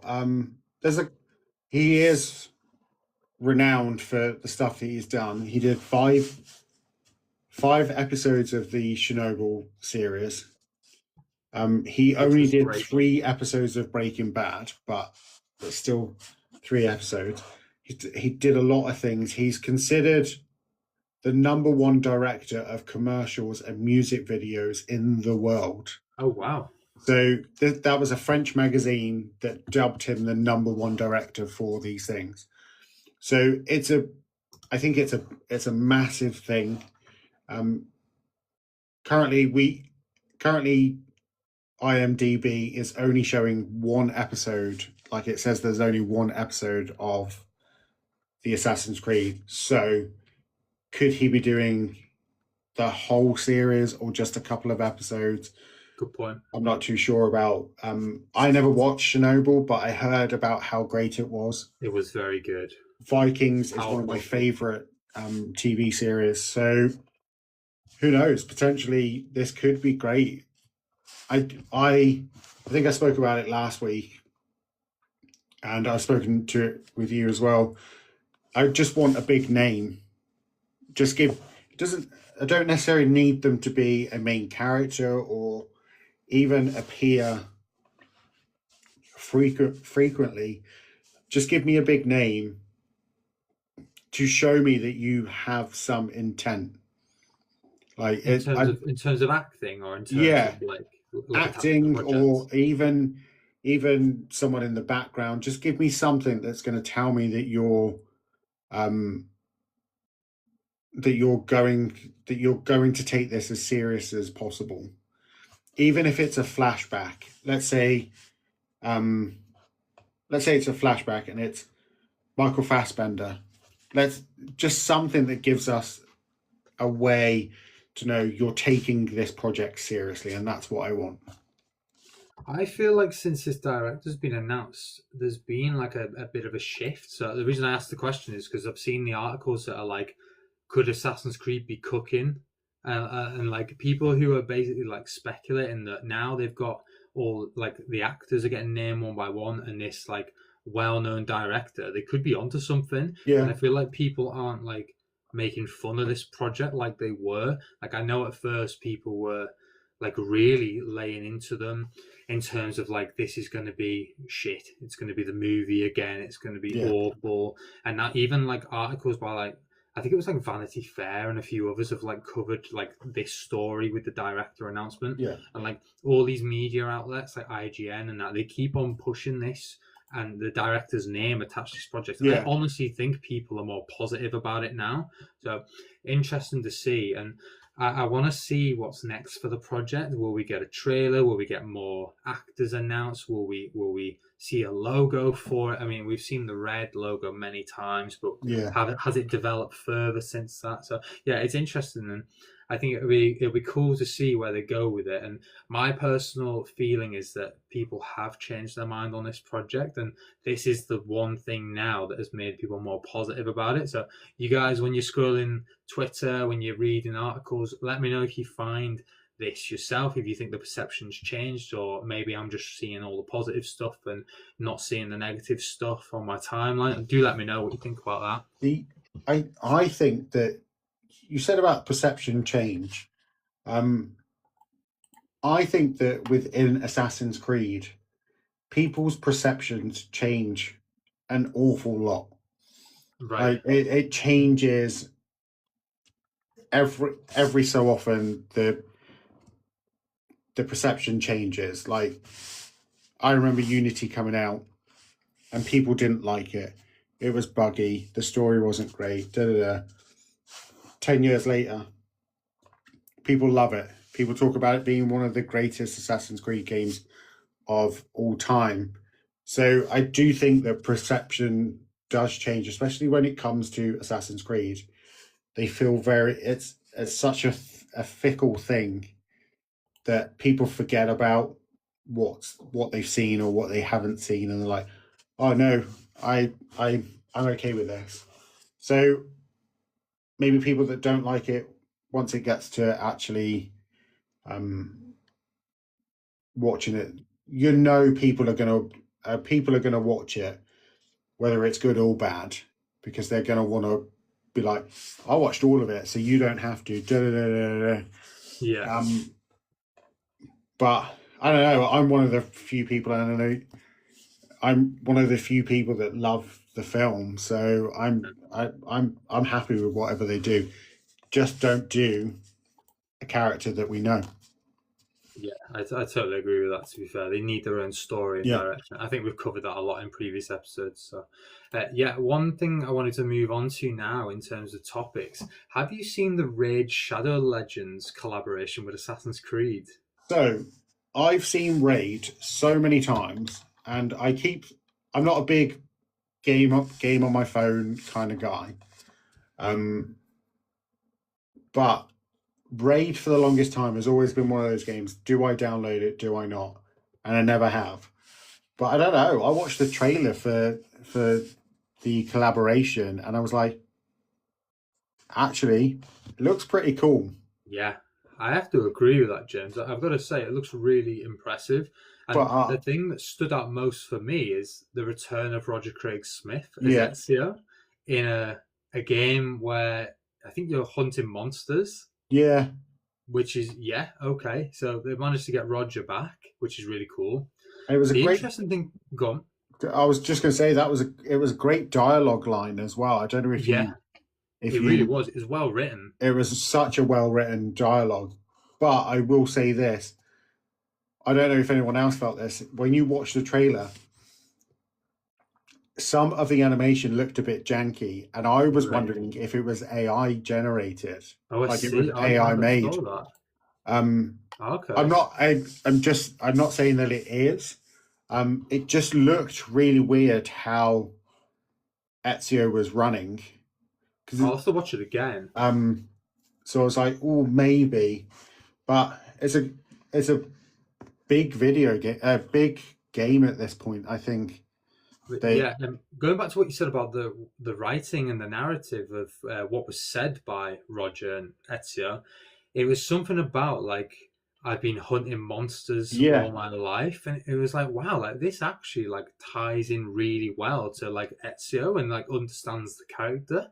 And there's actually a video I need to watch, and I didn't watch it in advance because I thought it might influence me on the show. But Willis Makes Movies, he's a good friend of the show, has actually done a video about it, and it's something like Raid Shadow Legends cares more about Assassin's Creed than Ubisoft do, and I need to watch that. But I think he's probably of a similar opinion going off that title, so I'll totally be watching that after the show. And the interesting thing for me, James, is that the characters that you can unlock in the game, there's no Altair. So there's Ezio, Cassandra, Edward, Bayek, and Basim, but there's no Altair. So I wonder, how do you feel about that? Basim's there. I'm not too. The characters that they've picked are great, are good characters, I guess. Apart from that particular one in the middle, but other than that, I think the characters are good. They're I think they're iconic characters. And I think when we talk about Assassin's Creed, Altair gets love. But, like Julia said, they're choosing faces of the franchise. Mm-hmm. I'm up against these people. I don't think Altair holds up as well. In terms of personality, or in terms of in terms of personality, draw. Right. So I've heard so many people they love Cassandra, they love Ezio, they love Edward. Edward can do no wrong. Basim, that's the shock one. It is. That I'm seeing, because I love Basim, and to see him there is quite different. And Bayek, people love Bayek, so it's great to see. But There is a guy in the image that you've left for us. Mm-hmm. Augustine. I don't know if you've seen it. So I tried to Google search who this Pontiff Augustine is, because it's in the Assassin's Creed promotional page. So I tried to search it up. There is nobody in Assassin's Creed called that name. Okay. I'm not sure. So I don't even know who that guy is, but yeah, I see him on the end. Recruitable champion. Yeah, so it's really weird, but yeah, I'm not sure about that one, but yeah, I have to agree as well. Basim is the shock for me there, but I almost found it a bit disrespectful at first to Altair, because I was like, he's the OG, he's the number one who people know, 2007. Yeah. Basim's a new boy on the block, and he's getting all these collabs. He's where's my Altair content? But legit, like if this wasn't like monsters and stuff, I'd be like, wow, like this is really like sick. It's not something I'm going to play, but if it was like a Ubisoft release, this would be like sick. Like in terms of like, I think they've really hit the nail on the head. And with this collaboration, there's some really cool like promotional art of like Ezio jumping, and out of him comes the other assassins, like eagle storming, and I think it's really cool. Like, it was in the trailer, and it was really good how it was done. I genuinely liked the trailer. The trailer was really good. I've got to say, if Invictus looks like this, it's going to be great. Yeah. Because this looks better than Fall Guys and that style of animation. Like this legit looks really cool. I love the idea you pitched in your video, if the animus is broken, all the assassins can work together now and fight each other and stuff. If it looked like this, I'd be so happy, because this collaboration, it runs from January 8th to March 4th. You can recruit the characters within that window. There are also collectible items relating to Assassin's Creed. So there's like insignia belts and things. Like they've crafted like really cool like gear sets and stuff. And like I mentioned, Willis makes movies. He loves the gear sets in Assassin's Creed. He does videos on the unlockable outfits and stuff. I wouldn't be surprised if he does one in this. So he did one for.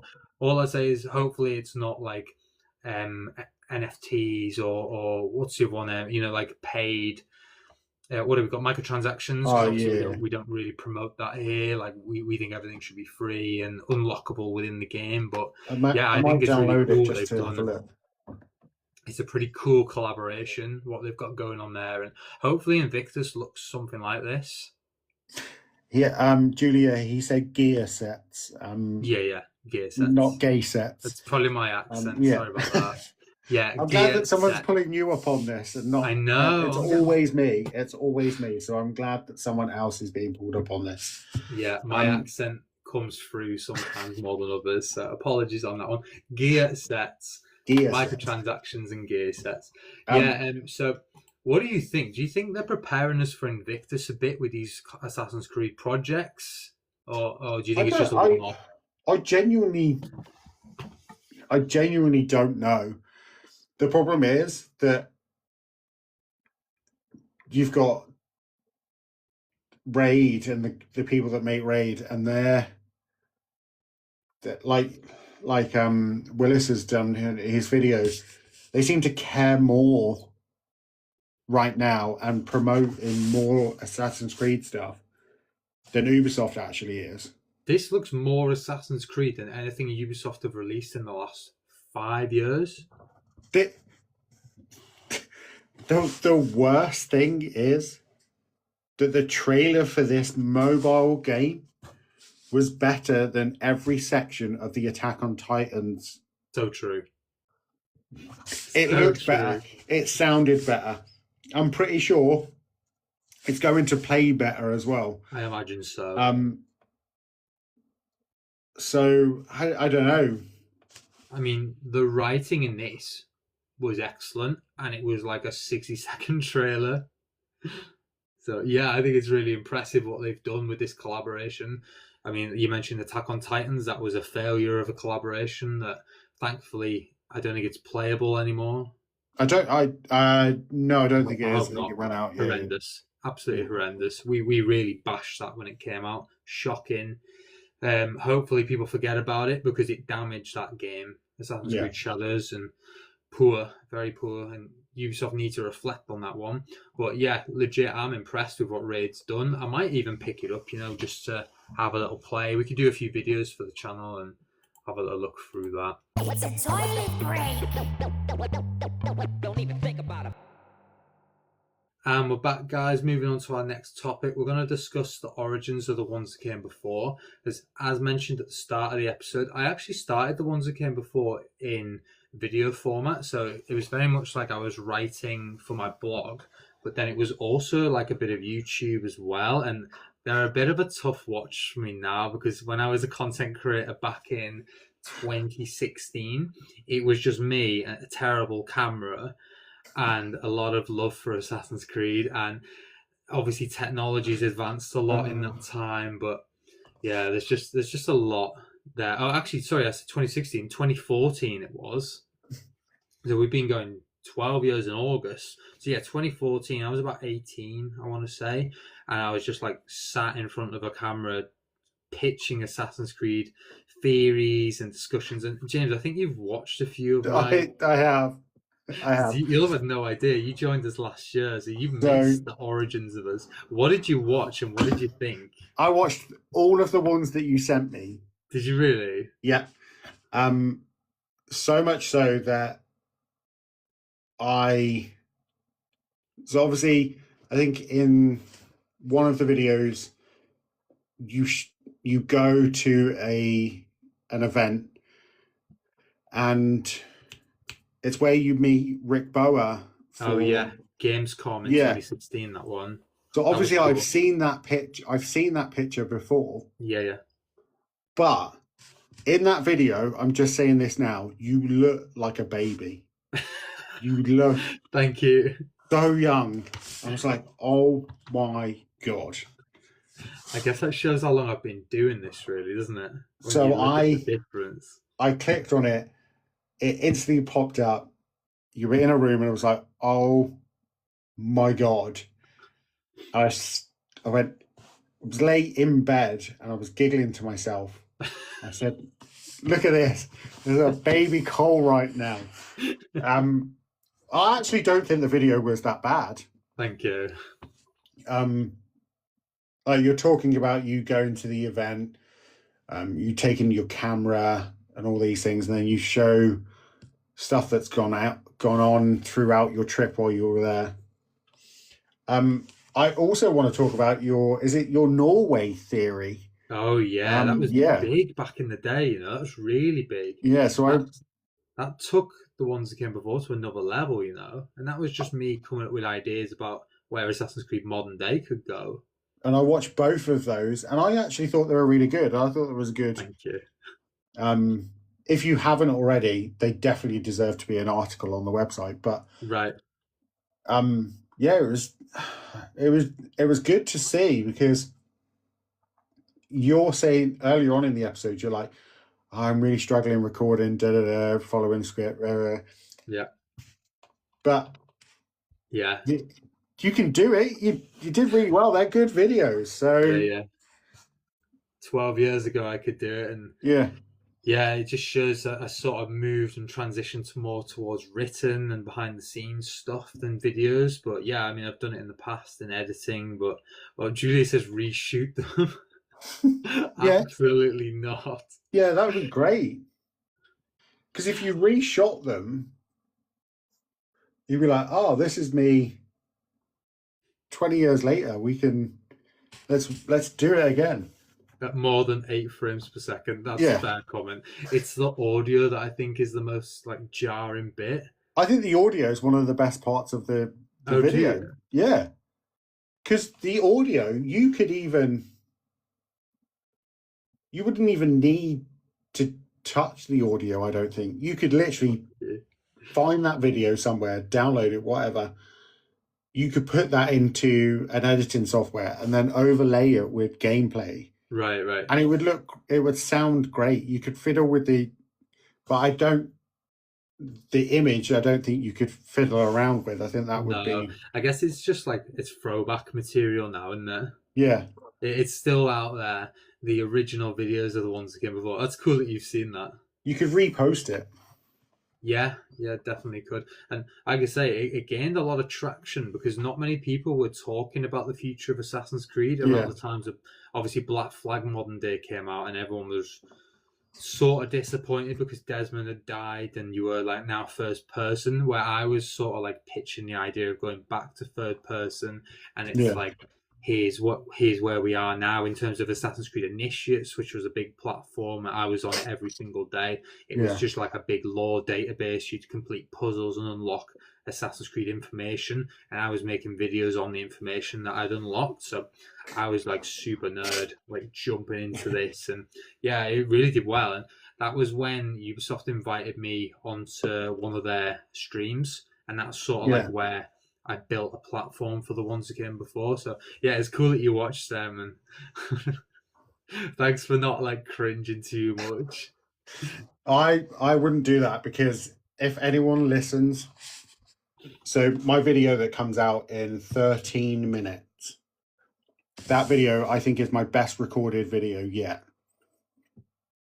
So I can imagine if people listened to my Who's the Strongest, the audios are completely different. It feels really different. That's good. Yeah. Yes, Julia, I don't like Edward, yes. So I'm going to bring us on to now the last bit of news before we get on to our debate from last week. Yeah. So I wanted to talk about Alex Amancio, who was the creative director on Assassin's Creed Unity. And he's recently made some comments that the future of AAA game development lies in smaller teams, not just throwing more people at problems, advocating for clear boxes of direction, but allowing freedom within them, emphasizing constraints as vital for good art. And yeah, he goes on and on. And basically, he sort of moves it on to Assassin's Creed Unity and reflects on his time there. And he thinks that the core pillars of Assassin's Creed Unity were stealth, parkour, and social stealth. Yeah, I guess that, in my opinion, parkour, maybe we've written this wrong, but oh yeah, here we go. Yeah, sorry, apologies for that, guys. There was a little typo on that. Yeah, so here's what Alex Amancio says: parkour, social stealth, and stealth are the core pillars. Now, he sort of sees social stealth as a different thing to normal stealth, because you're like blending in with crowds and stuff, and it's like a newer approach for Assassin's Creed Unity. And I just wondered, like, how do you see social stealth? Do you see it as like a separate thing to normal stealth and the mechanics, or do you see it all as one big thing, like pillar? So before I answer that, Julia, that is Edward on my shelf, and that is because Cole decided that for Christmas he was going to get me a load of Edward pictures.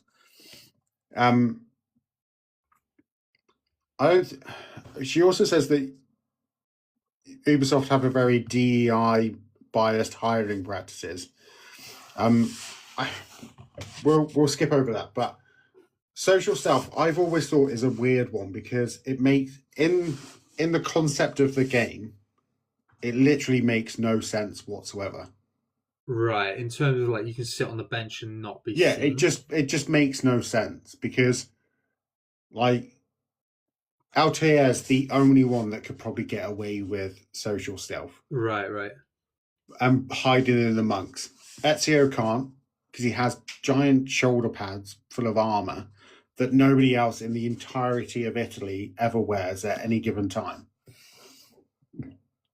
Black Flag, because I put a little note here, Black Flag had social stealth elements, but it was significantly reduced and was less central to the story. People love it. And Unity, I would say, was the first one where social stealth made no sense whatsoever. I see what you mean. The huge crowds of people. Yeah, but also you can run around in Unity with a giant Crusaders medieval chainmail armor on. Right. It makes no point whatsoever. So I don't think social stealth.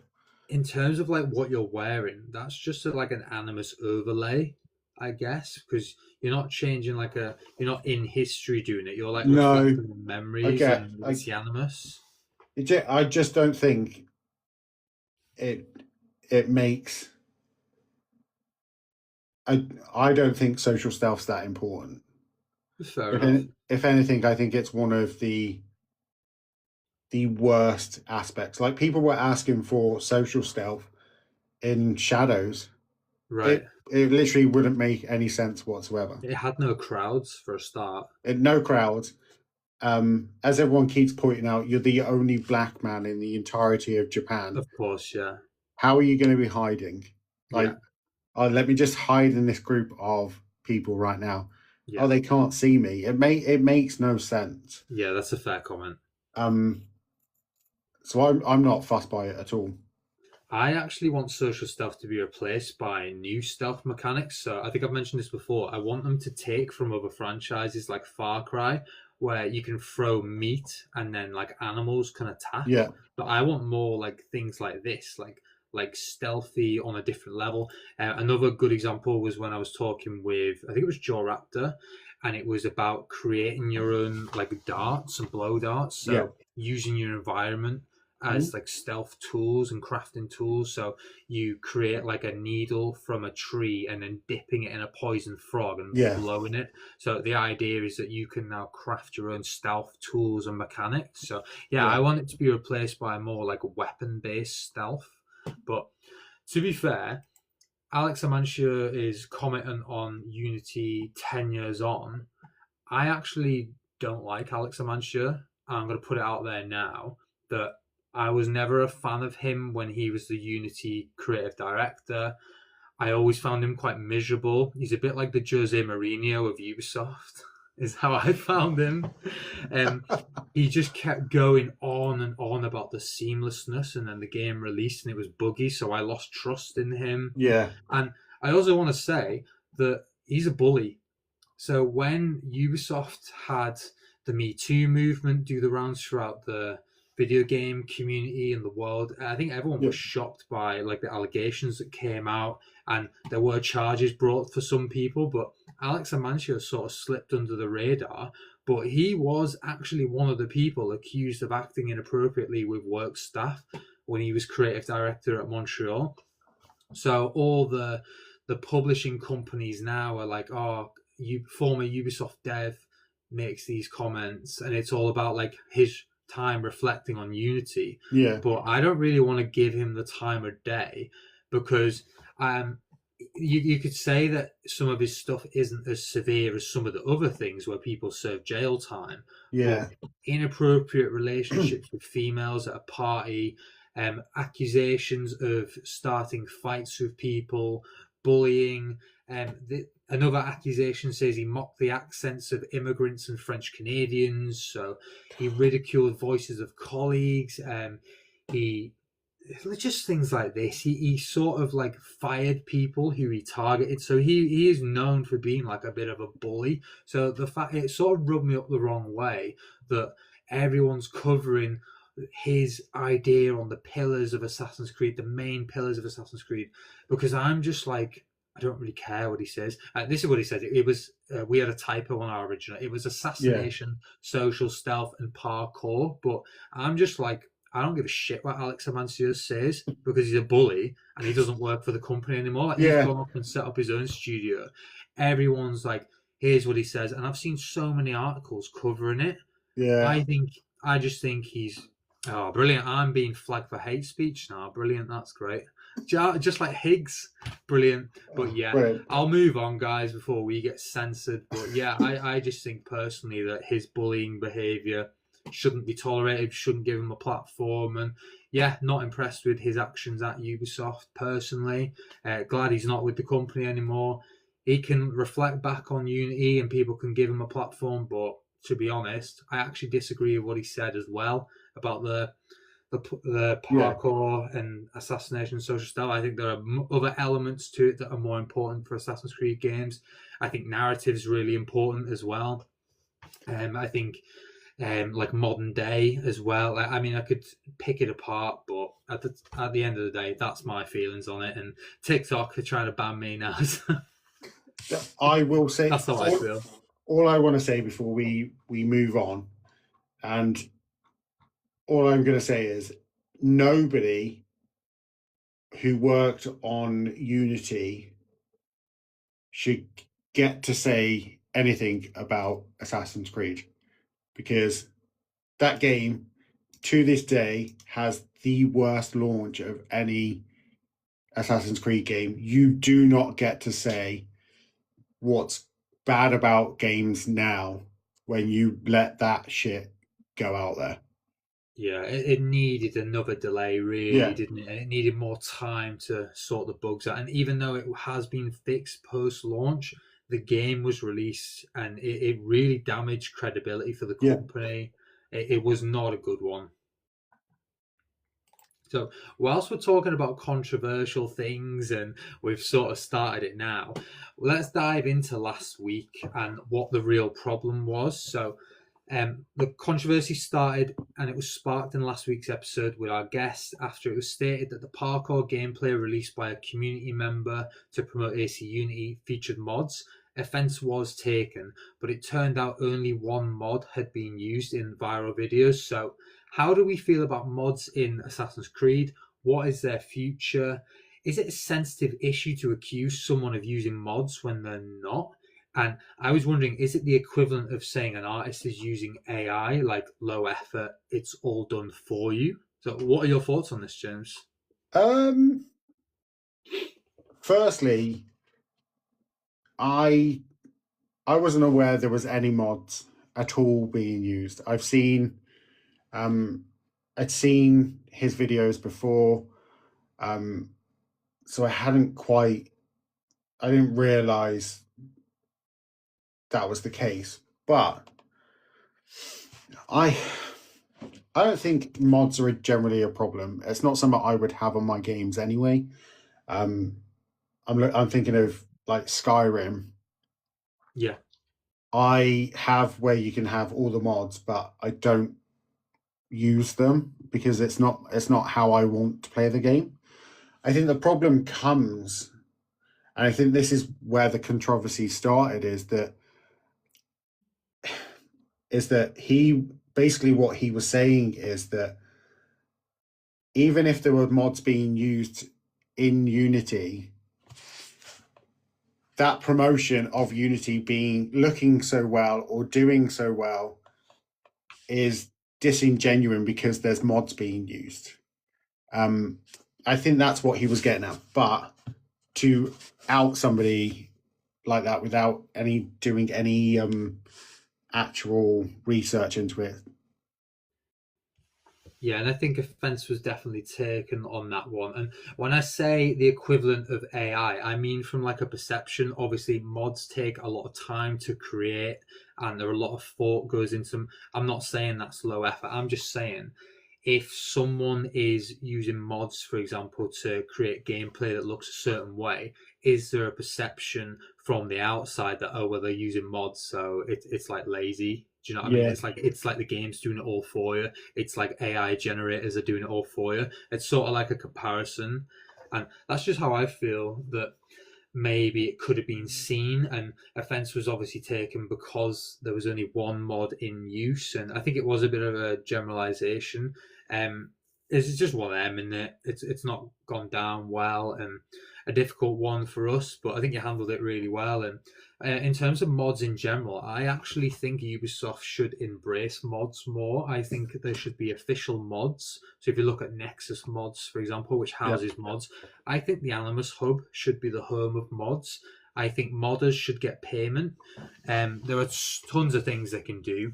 I think it'd be really interesting if modders could make some money from what they create, if Ubisoft could maybe have a better relationship with modders, and if perhaps they could even find a way of having maybe commissions for people to like small teams of modders to do things. And you mentioned Skyrim, that's a good one because that's how I first got involved in modding. AC Johnny's in the chat. Welcome. Hey, Johnny. Welcome. We're just discussing mods in Assassin's Creed and how we think it could be done better. So obviously now it's all on platforms on the internet, like Nexus mods. But I think if they were housed in Animus Hub, for example, and people were getting payment, it would work better. So I would actually love to see that. Oh, Oh thank you for the wow, dropping a galaxy. galaxy. Thank you so Wow. much.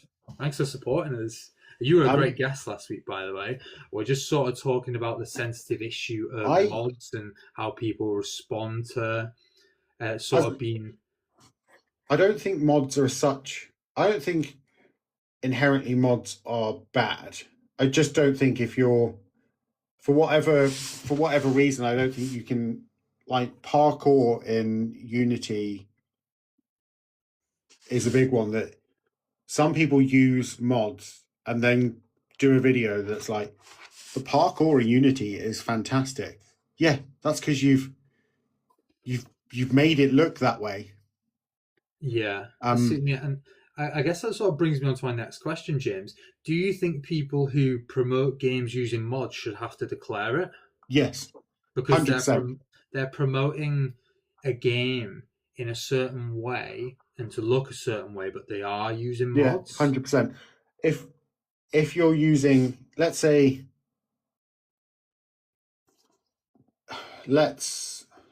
someone loads up AC1 and they give it like they're using the best PC ever and they're able to have the graphics right the way up and they can do all these things with it and they can change how it looks and they can change how it plays.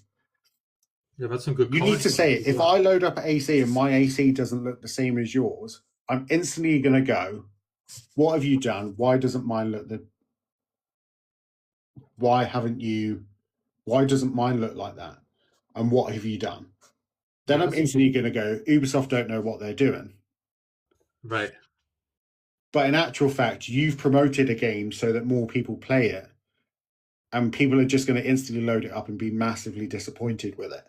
I think people agree because we've had a comment from Julia who says, yeah, that's just false marketing. And Nikki as well agrees that if you're advertising something or doing a paid partnership, you should say that in the post. I think mods should be the same. And this is interesting because I think virtual photographers are really good at this. And I've seen this a lot in the VP community where they will declare that they've used a camera mod, for example, to get this certain shot that's better than photo mode. But I think in general, when people do mods for like promoting gameplay, for example, maybe not so much, and you might be led to believe that a game looks a certain way. But yeah, I can see it from both sides, to be honest, because obviously to be accused of like using mods when you're not, I can see maybe you've just got a high powered machine, but then at the same time maybe there should be something where you have to declare mods. But I think this would be so much easier if Ubisoft just had their own mods within the house of Assassin's Creed Animus Hub, and it was all there, and whenever you post like a video or maybe something like a screenshot or something, it says like with the help of, I don't know, running mod or something. Do you know what I mean? Like it's somehow it is declared so that it's not like making the game look a certain way without people knowing. And Julie says, I'm learning to mod. It's not easy. And this is why I think people should be paid for it and it should be official with Ubisoft helping them. It's an interesting one.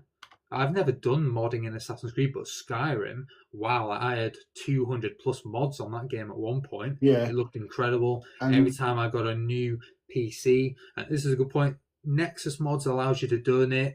I was just wondering how many people actually do that. If Ubisoft were commissioning people and had teams of modders working on things, I think that'd be really cool, and modding would have maybe a better reputation, because I think it is a little bit sensitive.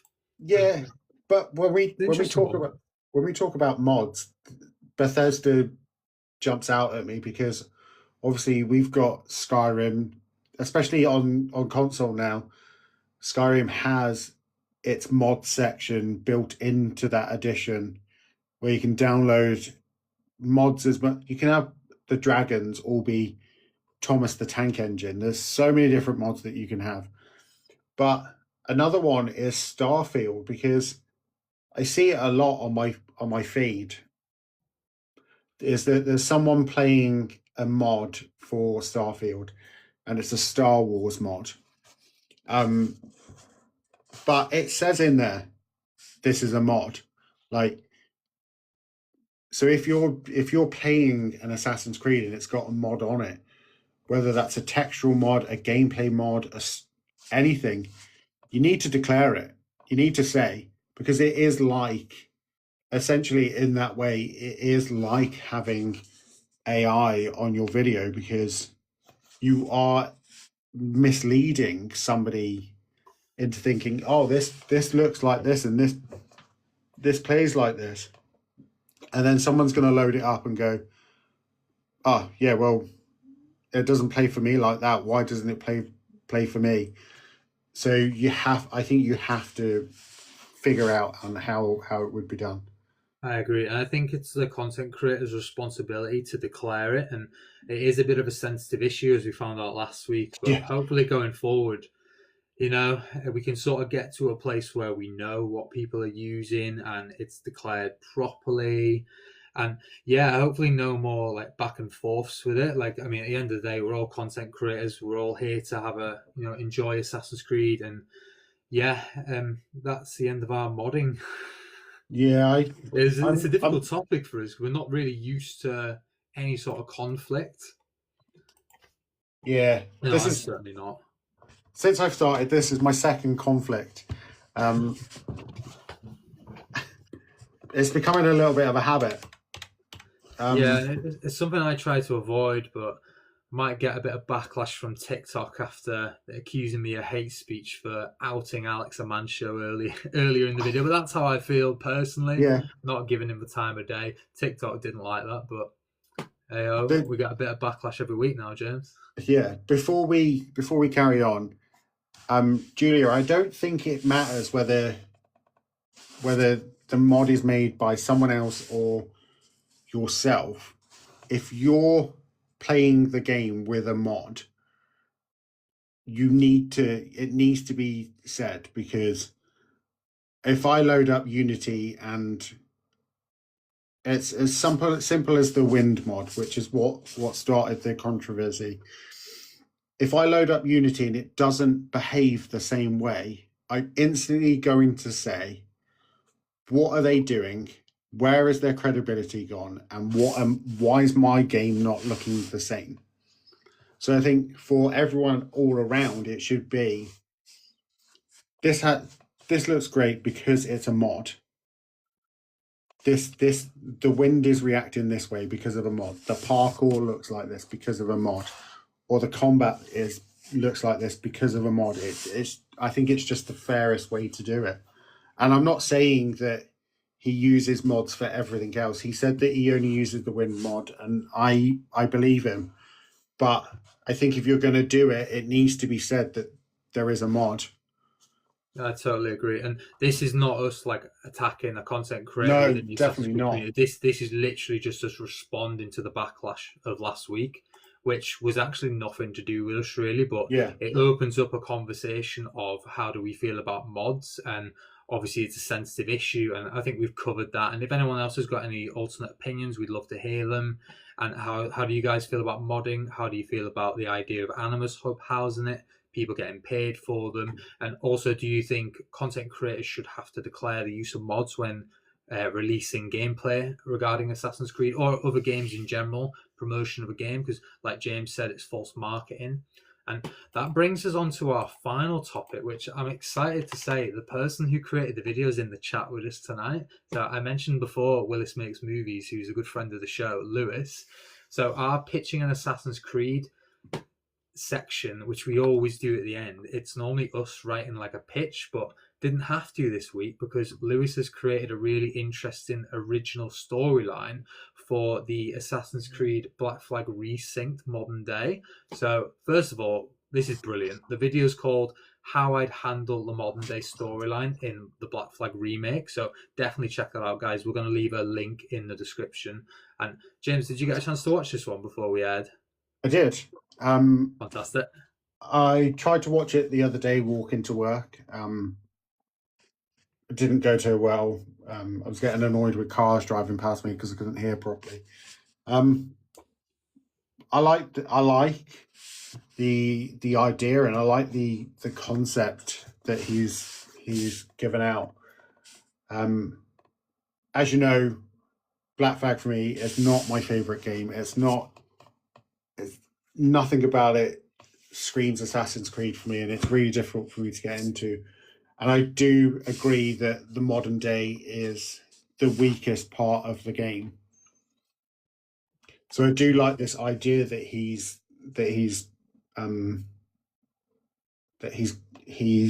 pitched. I can't necessarily see how it would work. I think they would instantly get backlash, even if they changed the story. They can cut it. I think they can cut it and it'll be fine.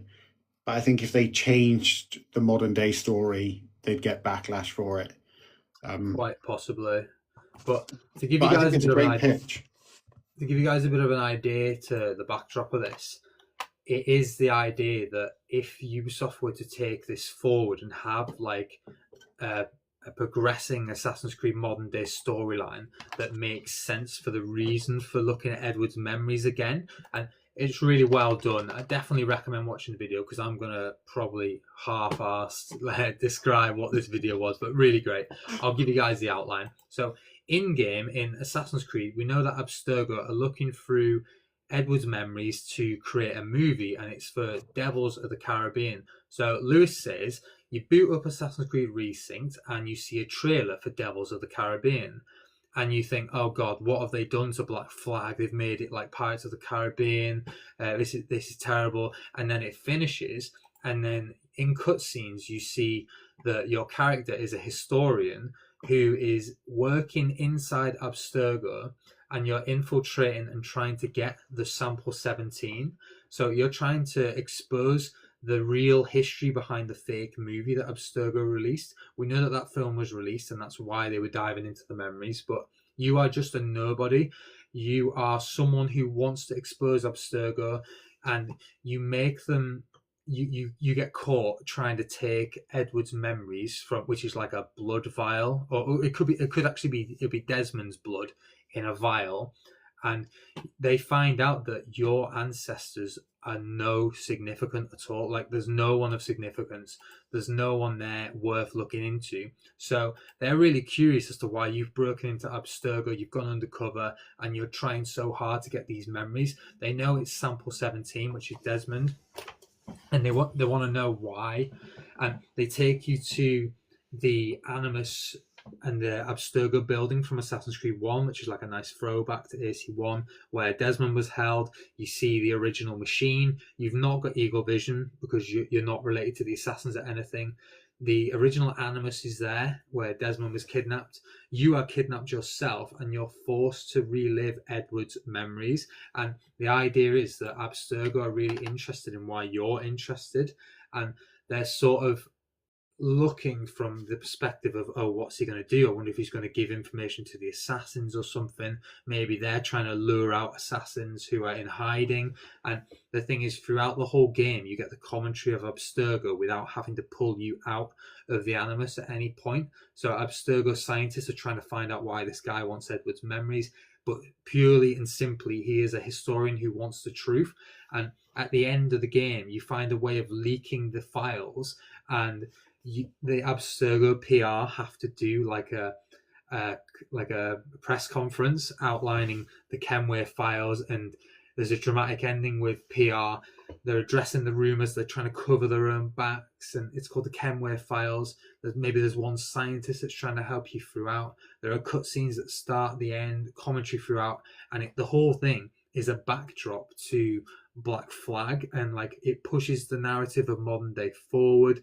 Abstergo are like trying to cover themselves, and maybe some things are redacted and blacked out, who knows, but I just thought this was so interesting. It's such a simple concept. It's not an assassin trying to infiltrate. It's someone who loves history and doesn't like what they did to history.